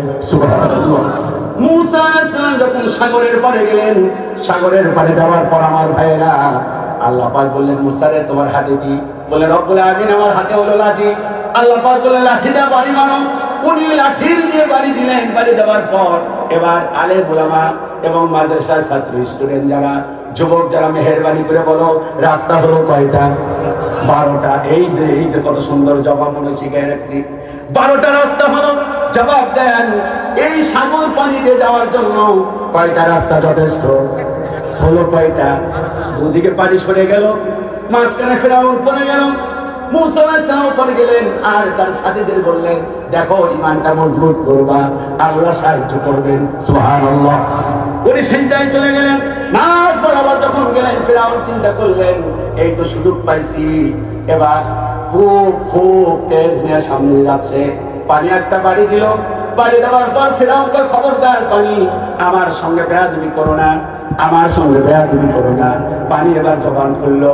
জবান খুলে কয় ফেরাউন রে তোরে আজকে আমি খাইছি। ফেরাউন কয় বেয়াদব, আমার কথা উঠা বসা করো। পানি বললেন তোমার কথা উঠা বসা করি না, এতদিন আল্লাহ বলে দিয়েছিলেন যে ফেরাউনের কথা শোনো, সে আল্লাহ বলছে আজকে তোরে চুবায়া মারতে। অবস্থা যখন বেগতিক দেখলেন, অবস্থা বেগতিক দেখে এবার ফেরাউন কি করলো? সঙ্গে সঙ্গে ইসলাম কবুল করলো। আল্লাহ কয় ঠেলার নাম বাবাজি, ঠেলায় কইরা ইসলাম কবুল করলে আমি সেই ইসলাম কখনো কবুল করি না। ফিরাউনে আল্লাহ এমন চুবায় চুবায় মারলেন, কথা বলেন ঠিক কিনা? এই জন্য মনোবলের অধিকারী হতে হবে আমার ভাইরা। এই জন্য কবি সম্রাট আল্লামা ইকবাল বলেছেন, শোনো, বিপদে যদি পড়ো আর ঈমান যদি মজবুত হয়, সাহায্য করবেন কে? আরো জোরে বলেন, ফিদাই বদরে পয়দা কুন ফেরেশতে তেরি নুসরত কো उतर सकते गर्दू से कतर अंदर कतर अम्भी। এই তোমরা যদি সেই বদরের প্রান্তরের মতো মুসলিমান আনতে পারো, বদরের প্রান্তরে যেভাবে ফেরেশতা দিয়ে আল্লাহ পাক সাহায্য করেছিলেন, ঠিক সেইভাবে আল্লাহ পাক তোমাদের সাহায্য করবেন। সুবহানাল্লাহ। তবে শর্ত হলো একটাই, সেটা কি? ঈমান। আর ঈমানটা হতে হবে এরকম নাকি না? এরকম এরকম এরকম শক্ত সোজা, মাশাআল্লাহ, এই ভাই বলছে সোজা। আপনার ব্যাপারে আপনি যেটি বলছেন এই ব্যাপারে আল্লাহ পাক এটা কোরআনের আয়াত নাযিল করেছেন, ইন্নাল্লাযীনা ক্বালু রাব্বুনাল্লাহ, যারা বলে আল্লাহ আমার রব, সুম্মা ইসতাকামু, বলার পর অটল এবং অবিচল থাকে, আল্লাহ পাক বলেন আমি আল্লাহ পাক চারটা জিনিস দিয়ে তোমাদেরকে সাহায্য করব। সুবহানাল্লাহ। এক নাম্বার হলো তাতানাজ্জালু আলাইহিমুল মালায়েকা, এক নাম্বার আমি আল্লাহ পাক ফেরেশতা দিয়ে তোমাদেরকে সাহায্য করব। দুই নাম্বার আল্লাহ তাখাফু, তোমাদের কোনো ভয় নাই, ওয়ালা তাহজানু, তোমাদের কোনো টেনশন নাই, চিন্তা নাই, ওয়া আবশিরু বিল জান্নাহ, আমি আল্লাহ পাক তোমাদেরকে জান্নাত দিয়ে দেব। এই জন্য চরম বিপদে পড়েও কখনো ঈমান হারা হবেন না। খাব্বার বলেন, খোবাইব বলেন, তাদের ঈমানটা দেখেন। আল্লাহ নবী একবার তার পিছনে জামা খুললেন, জামা খোলার পর দেখলেন তার শরীরের মধ্যে এক একটা এরকম ছিদ্র ছিদ্র, মনে হয় বসন্ত রোগ উঠেছে। নবীকে বললেন, আমার সাহাবী, তোমার শরীরে কি বসন্ত রোগ উঠেছে নাকি? উনি বললেন, ইয়া রাসূলুল্লাহ, আমার শরীরে বসন্ত রোগ উঠে নাই, ঈমান আনার কারণে আমার মনিব আমাকে জুলুম করেছে, বলেছে ঈমান ছাড়। আমি ছাড়ি না বিধায় আমার মনিব ছিল কর্মকার, ওই আগুনের মধ্যে, ওই কয়লার মধ্যে আমারে বারবার ছেড়ে দিছে, শরীর থেকে চামড়া আলাদা হয়ে গেছে। ইয়া রাসূলুল্লাহ, এরপরেও আমি ঈমান ছাড়ি নাই। হযরত সুমাইয়া পৃথিবীর প্রথম শাহাদাত বরণকারী মহিলা, শুধুমাত্র ঈমান আনার কারণে তার মনিবটাকে উলঙ্গ করলো। যে মহিলাটার জীবনেও কোনোদিন কাউকে মুখ দেখায় নাই, এই মহিলাকে উলঙ্গ করা হলো। আর বলা হলো, ঈমান যদি ছেড়ে দেয়, আমাদের ধর্মে চলে আয়, তাহলে তোরে কাপড় দিব। উনি বললেন, কাপড় চাই না, ঈমান নিয়ে বাঁচতে চাই। ওই সুমাইয়াকে লাথি মারলেন, কি ঘুষি মারলেন। এরপরে সুমাইয়া দিন ছাড়লো না, বল্লম নিয়ে আসলেন। এই সুনামগঞ্জে কি বলে জানি না, বর্ষা না বল্লম, বল্লম নিয়ে এসে লজ্জার খালি খোঁচাচ্ছে। সুমাইয়া খিড়কি দিয়ে রক্ত বের হচ্ছে, আরে পাশেই তার স্বামী তাকায় আছে, তার ভাই তাকায় আছে, কিছু বলতে পারে না। এত জুলুম অত্যাচার করার পর বলে, সুমাইয়ার ঈমান ছেড়ে দে। সুমাইয়া বললেন, ঈমান যেতে পারে, আমার জীবন চলে যেতে পারে, আমি ঈমান ছাড়বো না। বর্ষা দিয়া লজ্জাস্থানে খোঁচাইয়া খোঁচাইয়া আমার বোন হযরত সুমাইয়াকে শহীদ করে দেওয়া হলো। হযরত বিলাল ঈমান আনার কারণে তার মুনিব উমাইয়া কত জুলুম অত্যাচার করলেন, পায়ের রশি উটের সাথে বেঁধে নিলেন, এরপর নিয়ে যাচ্ছেন, টেনে টেনে হেসে শরীর দিকে চামড়াগুলো ছেড়ে ছেড়ে যাচ্ছে। হযরত বিলাল বলেন, আমি যখন জ্ঞান ফিরে পাই, শাহাদাত আঙ্গুলে আকাশের দিকে উত্তোলন করে একটি শব্দই বলেছি, আহাদ আহাদ আহাদ। এরপর আমি ঈমান হারা হই নাই। আল্লাহর নবীর একজন সাহাবী, 18 বছরের টাটকা যুবক, ঈমান আনার কারণে চাচার কাছে গিয়ে বললেন, চাচা, আমি বিশ্ব নবী যে দাওয়াত দেয় সেই দাওয়াত কবুল করছি। চাচা বললেন, তাহলে ঘর স্যার, বাড়ি স্যার, জমি স্যার, টাকা পয়সা স্যার, সব কিছু আমার কাছ থেকে ছেড়ে যা। চাচাকে বিদায় সালাম জানিয়ে বললেন, আসসালামু আলাইকুম। আমি চলে গেলাম, আর কোনোদিন দেখা হবে না। আমি মদিনায় চলে গেলাম। যাবার প্রাক্কালে বললেন, এদিকে আয়, তোর পরনে যে লুঙ্গি, লুঙ্গিটা আমার পয়সার কেনা। টান দিয়ে লুঙ্গিটা টান দিয়া খুলে ফেললেন। শরীরে তার আর কোনো কাপড় নাই। 18 বছরের টাটকা যুবক। বললেন, ঈমান স্যার, তাহলে তোরে কাপড় দেব না। বললেন ঈমান ছাড়তে পারবো না, উলঙ্গ থাকবো, কাপড় ছাড়বো না, আর ঈমান ছাড়বো না। লজ্জাস্থানটা কোন রকম থেকে হাঁটি হাঁটি পা পা করে, তার নাম হলো আব্দুল উজ্জা। মায়ের কাছে দাঁড়ালেন, মা লজ্জা পেয়ে গেলেন, বাবারে তোর অবস্থা কেন, পরনের কাপড় কই? মা ঈমান আনার কারণে আমার চাচা কাপড়টা খুলে রেখে দিছে। হাঁটি হাঁটি পা পা করে মদিনায় গেলেন। আসরের নামাজ চলতেছিল, বিশ্বনবী সালাম দিয়ে বাইরে বের হলেন, আর একটা টাটকা যুবক এভাবে বসে আছে, মুসাফিরের চেহারা তার মধ্যে। বললেন তোমার নাম কি? বললেন আব্দুল উজ্জা। বললেন তোমার অবস্থা কেন? বললেন ইয়া রাসূলুল্লাহ, ঈমান এনেছি বিদায় চাচা টাকা পয়সা উট দুম্বা যারা সব কিছু রেখে দিয়েছে, বাবা আগেই মারা গিয়েছে, পরনে লুঙ্গিটা ছিল, লুঙ্গিটাও আমার কাছ থেকে খুলে রেখে দিয়েছে। আল্লাহ নবী আহলুস সুফার সদস্য বানিয়ে দিলেন। এবার আহলুস সুফার সদস্য হওয়ার পর তার বিরুদ্ধে অভিযোগ এলো, ইয়া রাসূলুল্লাহ, নবীজি তার নাম চেঞ্জ করে বললেন তোমার নাম আব্দুল উজ্জা না, তোমার নাম আব্দুল্লাহ যুল বাজাদাইন। এবার আহলুস সুফার সাহাবীরা তার বিরুদ্ধে নালিশ দিলেন, ইয়া রাসূলুল্লাহ, অনেক জোরে জোরে কোরআন তেলাওয়াত করে, তার তেলাওয়াত করার কারণে আমাদের ইবাদতের বিঘ্নতা ঘটে। আর রহমান আর রহমান আল্লামাল কুরআন, চিল্লা চিল্লা তেলাওয়াত করে। বিশ্বনবী বলেন, আমার সামিনা, তোমরা আব্দুল্লাহ যুল বাজাদাইনের বিরুদ্ধে কোনো অভিযোগ করো না। আব্দুল্লাহ যুল বাজাদাইনের ঈমানটা বড় মজবুত ঈমান। আল্লাহু আকবার, বড় মজবুত ঈমান। ঈমানের অন্যতম আর তিনটা দাবি বলে আমি শেষের দিকে চলে যাচ্ছি। অন্যতম একটি দাবি হলো আল্লাযীনা আমানু ওয়া লাম ইয়ালবিসু ঈমানাহুম বিযুলম। ঈমানদার যারা, তারা ঈমানকে শিরকের সাথে সংমিশ্রিত করে না। জবাব দেন ঠিক কি না? ধর্ম নিরপেক্ষতা মতবাদ এটি নিঃসন্দেহে শিরকি মতবাদ। জবাব দেন ঠিক কি না? এটি কুফরি মতবাদ। একজন ঈমানদার কখনো ধর্ম নিরপেক্ষতা মতবাদ মেনে নিতে পারে না। আর মুসলমান কথা বলে ঠিক কি না? একজন ঈমানদার কখনো মাঝারে মাথা নত করতে পারে না। একজন ঈমানদার কখনো আল্লাহ ছাড়া কারো কাছে মাথা নত করতে পারে না।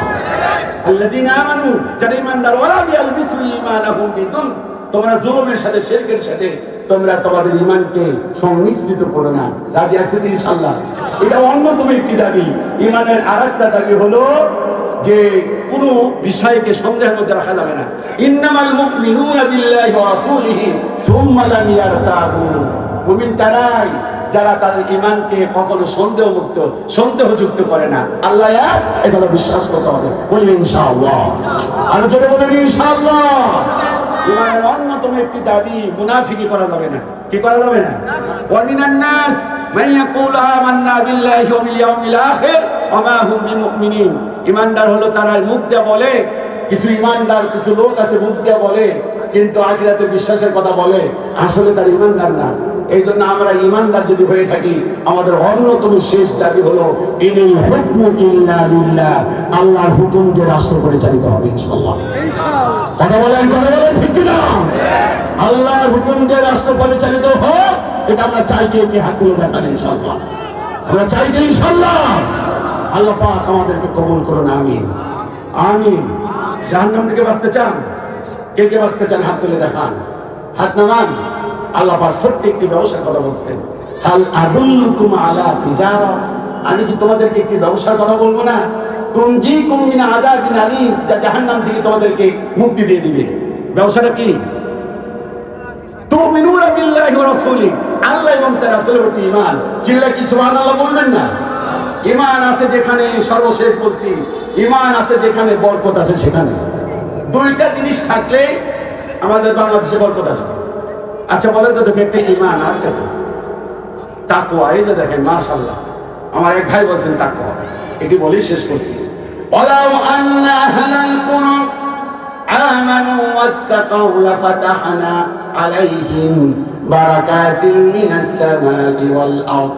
জনপদের লোকেরা, দেশের লোকেরা যদি দুটো কাজ করে, এক নাম্বার হলো ঈমান, আর দুই নাম্বার হলো তাকওয়া, যদি তারা অনেক পরহেজগারি অবলম্বন করে, লাফাতাহনা আলাইহিম বারাকাতিন মিনাস সামাই ওয়াল আরদ, আসমান এবং জমিনের রহমতের দরজা আমি আল্লাহ পাক তাদের জন্য খুলে দিব। এবার বলেন তো দেখি, সৌদি আরবের মাটি বেশি উর্বর না বাংলাদেশের মাটি বেশি উর্বর? আরো জোরে বলেন। সোর কোন দেশে বেশি? মাজার কোন দেশে বেশি? হ্যাঁ, সৌদি আরব লোকেরা মাটি উর্বর না, তাও না খেয়ে থাকে না, এক একটা খাইতে খাইতে এত বড় বড় পেট হয়ে গেছে। কারণ কি? তারা ইমানের সাথে শিরকি সংমিশ্রিত করে না।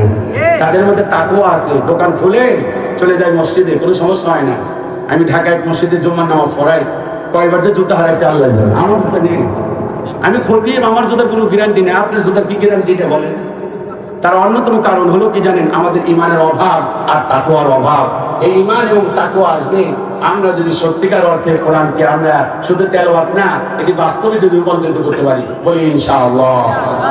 এই মাহফিলটি আগামী বছর হোক, এটা কি আপনারা চান? সকলে বলে আমিন। ভাইরা, সর্বশেষ যেটি বলতে চেয়েছি, আমি এবার বলতে চাই, বলবো তো ইনশাআল্লাহ? এবার বলবো নাকি বলেন? বলতে হবে, না হলে একটা জিনিস একটা গোপন রেখে যায়। আপনাদের এই মাহফিলের যিনি আজকে প্রধান আলোচক, নাম কি? শাইখ জামালউদ্দিন। উনি কি আমি? না, উনি আমি না। প্রধান অতিথি বলছেন, খুব মাশাআল্লাহ, যিনি পরিচালক অত্যন্ত ভালো, কৌশল জানেন, এটা খুব ভালো। আমার প্রোগ্রামটা ছিল অনেক দূরে, আমি একটি সরকারি সার্ভিস করি, যার কারণে এই প্রোগ্রামটা আমি আজকে নেই, আজকে ফ্রি ছিলাম। তা আমার এই যে আপনাদের সিলেটের এক ভাই আছে, লুৎফর রহমান ভাই, থাকলে মনে ভালো হতো। উনি গতকালকে আমাকে বেশ কয়েকবার, প্রায় 5-7 বার কল দিয়ে বারবার বলতেছেন যে ভাইজান একটু রাজি হন, একটু। আমি এত দূর আসতে রাজি না, আমার প্রতিষ্ঠানে আজকে কাজ ছিল। তো সর্বশেষ ওনার অনুরোধ আমি এসেছি। আমার পুরো নামটা হলো মাওলানা আব্দুল্লাহ আল মামুন সাদি। মূলত আব্দুল্লাহ আল মামুন, কিন্তু অনেকগুলো আব্দুল্লাহ মামুন হওয়ার কারণে শেষে SADI সাদি। তো অত্যন্ত দুঃখের একটা বিষয় আছে, আমার একটা ইউটিউব চ্যানেল ছিল, অনেক বড় ইউটিউব চ্যানেল ছিল, 54,000 সাবস্ক্রাইবার ছিল। ফেসবুকটা অনেক বড় ছিল, সেটা 2টা ডিসেবল হয়ে গেছে 40 দিন আগে। তো আমি আপনাদের কাছে দোয়া চাই যে আমি আপনাদের কাছে এসেছিলাম, এসে আমার খুব ভালো লেগেছে, আলহামদুলিল্লাহ। কেন ভালো লেগেছে জানেন? শুরু করেছিলাম যে মানুষগুলো দিয়ে, শেষ পর্যন্ত যে মানুষগুলো আছে, তা তো আলহামদুলিল্লাহ বললেন না। রাত তো মনে হয় ভালো হয়েছে। কত বাজে ভাই জান? 12টা 29, 12:30 বেজে গেছে, আলহামদুলিল্লাহ। আমিও উঠেছিলাম প্রায় 15-11টায়। তো 12:30 পর্যন্ত এই মানুষগুলো উঠে নাই। এর পিছনে আমি ওয়াজ করতে গিয়ে দুটো জিনিস বাস্তবে পেয়েছি, একটা শেয়ার করি। একটা হলো কি জানেন? আল্লাহ পাক বলেন, ইযা তুলিয়াত আলাইহিম আয়াতুহু যাদাতুহুম ঈমানা। যখন ঈমানদারদের সামনে কোরআনের কথা বলবা, তখন ঈমানদারদের ঈমানটা বেড়ে থাকবে, বেড়ে যাবে। সুবহানাল্লাহ। তার বাস্তব আপনারা পেয়েছেন। একটু জোরে সোরে তাকবীর দেন, লিল্লাহি তাকবীর। আরেকটা কি পেয়েছি জানেন? বলবো নাকি? আরেকটা হলো আমি কোরআনের মানে সরাসরি বাস্তব পাইছি। আমি কোরআনের মাহফিলে আজ প্রায় 25 বছর যাবৎ কোরআনের কথা বলি, বিভিন্ন জেলায়, দেশের বাইরে কথা বলি। আজ পর্যন্ত কোরআনের মাহফিলে আমার চুল পরিমাণ কোনো 1 সেকেন্ড লেট হয় নাই, এবং অফিসে যাইতে 1 সেকেন্ড কোনোদিন লেট হয় নাই, আলহামদুলিল্লাহ। আজকে আমার গাড়ি নষ্ট হয়ে গেছে, এরকম হয় না, 2বার হইলো। এর আগে করেছিলাম নোয়াখালী, আজকে হয়ে গেছে। এই সিলেটের কাছাকাছি আসার পর আমার গাড়ি নষ্ট হয়ে গেছে, চরম সমস্যা। মানে চাকা নষ্ট হয়ে গেছে, চাকা বাঁকা হয়ে 3 বাঁকা ধরছে, চরম সমস্যা। লা হাওলা ওয়ালা কুওয়াতা ইল্লা বিল্লাহ। ড্রাইভার সাহেবকে বললাম দেখেন ব্যবস্থা। বাইরে জিজ্ঞাসা করলাম, রোডটা পার হয়ে পার যান, ওখানে দেখেন যে আপনার আছে, ইঞ্জিনিয়ার আছে। ওখানে গেলেন, 1 ঘন্টার মধ্যে সার্ভিস করে পাঠিয়ে দিলেন, আলহামদুলিল্লাহ বললাম। এরকম কোনোদিন হয় না। আজকে মনে হয় কোনো ত্রুটি বিচ্ছিন্ন হয়েছিল যে রাজি হই নাই, দূরে এইটাই হতে পারে। একটা আলহামদুলিল্লাহ বলেন না। আমি আপনাদের শেষে বলতে চাই, ইসলাম আছে, ইসলাম আলোচনা বলতে হবে। ইসলাম আছে, ইসলাম। বাংলাদেশের সব মানুষের নাম বদলাতে পারে, পারে কিনা? আর জোরে বলেন। বাংলাদেশের সব মানুষের নাম বদলাতে পারে, বইয়ের পাতায় স্বাধীনতা সংগ্রাম বদলাতে পারে, বঙ্গোপসাগরের সব পানি যেতে পারে শুকিয়েও, গোটা রাজধানী গিলে নিতে পারে পুরী গঙ্গার ঢেউ, সুন্দরবন কেটে হতে পারে ইটের ভাটার লাকড়ি, শিল্পপতিরা দেউলিয়া হয়ে খুঁজতে পারেন চাকরি, চোরগুন্ডারা পেয়ে যেতে পারে মন্ত্রীর মর্যাদা, আইনের ফাঁকে কালো টাকা সব হয়ে যেতে পারে সাদা। অনেকেই বলে এই দেশ নাকি হুজুগে জাতির দেশ, দফায় দফায় বদলায় এর রন্ধন পরিবেশ, তাই বলে তো ইসলামের দেশে হুজুগ হবে না শেষ, ঠিক না? হুজুগ হবে না শেষ। ইসলামী মাটির পরতে পরতে, জনপদে ঘরে ঘরে, ইসলামে জাতির 90% মানুষের অন্তরে, ইসলাম নিয়ে সিনেমিনি খেলে এমন শক্তি নেই। আর কিছু থাক না থাক, এদেশে ইসলাম থাকবে। সবাই বলেন, আর কিছু থাক না থাক, এদেশে ইসলাম থাকবে। আওয়ামী লীগের নেতা কর্মীরা বিএনপি হতে পারে, অবাক হবো না বিএনপি যদি নৌকায় সিল মারে। রাজপথ থেকে বসে যেতে পারে গণতন্ত্রের দাবি, শোষকের হাতে চলে যেতে পারে ক্ষমতার তালা চাবি, স্বার্থের হাত নাড়তেও পারে আইনের কলকাঠি, আবার রক্তে লাল হতে পারে আমার দেশের মাটি, লাইভের সাথে হতে পারে ফের মির্জাফরের সন্ধি, বিদ্রোহী কবি হতে পারে ফের লৌহ কপাট বন্দি। এই বীরদের মাটি, বীরদের ঘাটি, বীরদের বাংলায় জনগণের ভোটে কিংবা ভোট লুটে যে যা ক্ষমতায় নাস্তানাবুদ হয়ে যাবে যদি ইসলাম ভুলে যায়। ঠিক না? ইসলাম ভুলে যায়। ইসলামী মাটির পরতে পরতে জনপদে ঘরে ঘরে, ইসলামী জাতির 90% মানুষের অন্তরে ইসলাম নিয়ে সিনেমিনি খেলে এমন শক্তি নেই।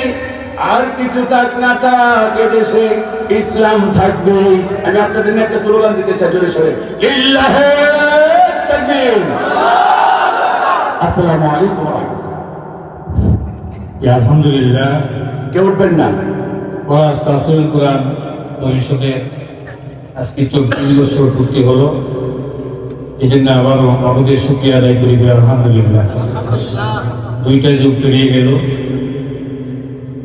যাদেরকে নিয়ে আমরা এই তাফসীর পরিষদ গ্রহণ করেছিলাম, ওনাদের মধ্যে অনেকেই আমাদেরকে ছেড়ে কবরে আছেন। সুতরাং আমরা প্রতি বছর সবাই বসেন, দোয়া করবেন, সবাই বসেন, দোয়া করবেন। খুব অল্প সময় যদি দোয়া হয়ে যাবে, ভাই বসেন। আমরা নামের তালিকা প্রকাশ করি। আমাদের সদস্য যারা মারা গেছেন তাদের নামগুলো আমরা এখানে প্রকাশ করে তাদের নাম ধরে ধরে দোয়া করা হয়। মুফাসসির তো আর সবার নাম ধরে বলতে পারবেন না, দোয়া করতে পারবেন না, এই জন্য আমরা নামগুলো আগে প্রকাশ করে দিই। তাফসীরুল কোরআন পরিষদের মৃত সদস্যগুলোর নাম তালিকা: মরহুম মৌলভী শিহাবুদ্দিন হসুকুনা, মরহুম মোহাম্মদ কলিমুদ্দিন মুন্সি পলাশগাঁও, মরহুম মোহাম্মদ আবুল কাশেম গোবিন্দনগর, মরহুম মোহাম্মদ আব্দুল হান্নান রংপুর, মরহুম মোহাম্মদ তারামিয়া গাজীরগাঁও, মরহুম মোহাম্মদ আসর আলী ডিগ্রিপাড়, মরহুম মোহাম্মদ ফজলুর রহমান মুত্তাকি সাহারা, মরহুম মোহাম্মদ মহিউদ্দিন পলাশবাজার, মরহুম মোহাম্মদ আব্দুল বারেক উত্তর মাজাই, মরহুম মোহাম্মদ নুরুল ইসলাম পলাশগাঁও, মরহুম মোহাম্মদ মল্লিকা খাতুন কৌলারপাড়, মরহুম মোহাম্মদ মির্জারি সয়হারা, মরহুম হোসেন আহমদ আকঞ্জি মাজাই, মরহুম উসমান আলী মরল পলাশ, মরহুম মোহাম্মদ নুরুদ্দিন তালেরতল, মরহুম মোহাম্মদ দুলাল মিয়া জয়নগর, মরহুম লালু মুন্সি জয়নগর, মরহুম মোহাম্মদ আব্দুল আলী ফাকিজান, মরহুম আব্দুল জব্বার খুঁটিপাড়া, মরহুম মফিজুদ্দিন আবু সড়কপাড়, মরহুম ইব্রাহিম পলাশগাঁও, মরহুম হিলুমিয়া জয়নগর, মরহুম করম আলী মহাজন মাজাই, মরহুম জয়নাল খুঁটিপাড়া, মরহুম আসমা তারা খুঁটিপাড়া, মরহুম আব্দুল হাশিম ঘসুকুনা, মরহুম শামসুদ্দিন টেইলা কেজাউরা, মরহুমা সালেহা খাতুন জয়নগর, মরহুমা হামিদা খাতুন পলাশগাঁও, মরহুম আব্দুল সত্তার গেরুয়াখলা, মরহুম আব্দুল খালেদ চেয়ারম্যান দিঘিরপাড়, মরহুম মাস্টার আব্দুল মান্নান জাহাঙ্গীরনগর মঙ্গলকাটা, মরহুম আব্দুল বাশার পলাশগাঁও, মরহুম মোমেন আলী পলাশগাঁও, মরহুমা জহুরা খাতুন পলাশগাঁও, এবং মরহুম লাল মিয়া গাজীরগাঁও, মরহুম শেখ মিরাজুল ইসলাম, মরহুম মৌলানা মিরাজুল ইসলাম সাহেব পলাশগাঁও, মরহুম কাসিমউদ্দিন গাজীরগাঁও, মরহুমা ঝর্ণা খাতুন কুটিপাড়া, মরহুমা সালমা খাতুন পলাশগাঁও, মরহুমা জহুরা খাতুন স্বামী আব্দুল মুবিন পলাশগাঁও, মরহুমা রহিমা খাতুন মাজাই, মরহুম ইসমাইল মুন্সি কেলিগুনা, মরহুম হাবিবুর রহমান হাবিব সয়হারা, মরহুম হুসেন দিঘিরপাড়, মরহুম তামির মিয়া কুটিপাড়া, মরহুম সরজু মুড়ি হসুকুনা, মরহুম চান মিয়া জয়নগর, মরহুম আব্দুল হালিম পলাশ সড়কপাড়, মরহুম জামাল মিয়া পাকিজান, মরহুমা জুলেখা খাতুন পলাশগাঁও, মরহুমা বিরুজা খাতুন পলাশগাঁও, মরহুমা ফরিদা খাতুন জয়নগর, মাহবুবা মাহবুব মাস্টার পুকুর পাড়, মরহুম আব্দুল হাই মেরুয়াখোলা, আব্দুল কালাম রংপুর নতুন হাজি, মোহাম্মদ ফারুক মিয়া মাজাই, আবু তুতা মিয়া গাজীরগাঁও, জি আবু মেম্বার তুতা মিয়া গাজীরগাঁও, জাহিদুল্লাহ ছয়হারা, কবির মিয়া ছয়হারা। আর অনেকে আছেন হয়তো লিস্টে আসছে না, যদি তাকে কারো জানা তাহলে আমাদের পরিষদে জানাবে, ইনশাআল্লাহ আগামী বছর তা পেশ করা হবে। আমাদের কেশিয়ার সাহেব অসুস্থ, মাহফিলের যে কেশিয়ার সাহেব উনি অসুস্থ আছেন, ওনার জন্য দোয়া করার জন্য মহতারাম মুফাসসির সাহেবের কাছে আমি অনুরোধ করছি। আর আমাদের সদস্যবৃন্দদের মধ্যে আর অনেকে অসুস্থ আছেন, ওনাদের জন্য দোয়া করবেন। আর আমরা কিন্তু এখানে কোনো কালেকশন করি না, যা আপনারা জানেন, শুরু থেকে আমরা কোনো কালেকশন আগে করি না, আমরা কিন্তু মেন কালেকশন করি, অর্থাৎ আমাদের সদস্য কালেকশন করি। কেউ যদি আমাদের এই পরিষদের সদস্য হতে চান স্বেচ্ছায়, তাহলে আমাদের সভাপতি সাহেব আছেন, সেক্রেটারি সাহেব আছেন পরিষদের, ওনাদের কাছে নাম লেখাইতে পারেন, স্বেচ্ছায় নাম লেখাবেন, এখন না অন্য সময় লেখাবেন, এখন পাঠাতে লেখাবেন। আর যদি পরবর্তীতে ইচ্ছা হয় সদস্য হওয়ার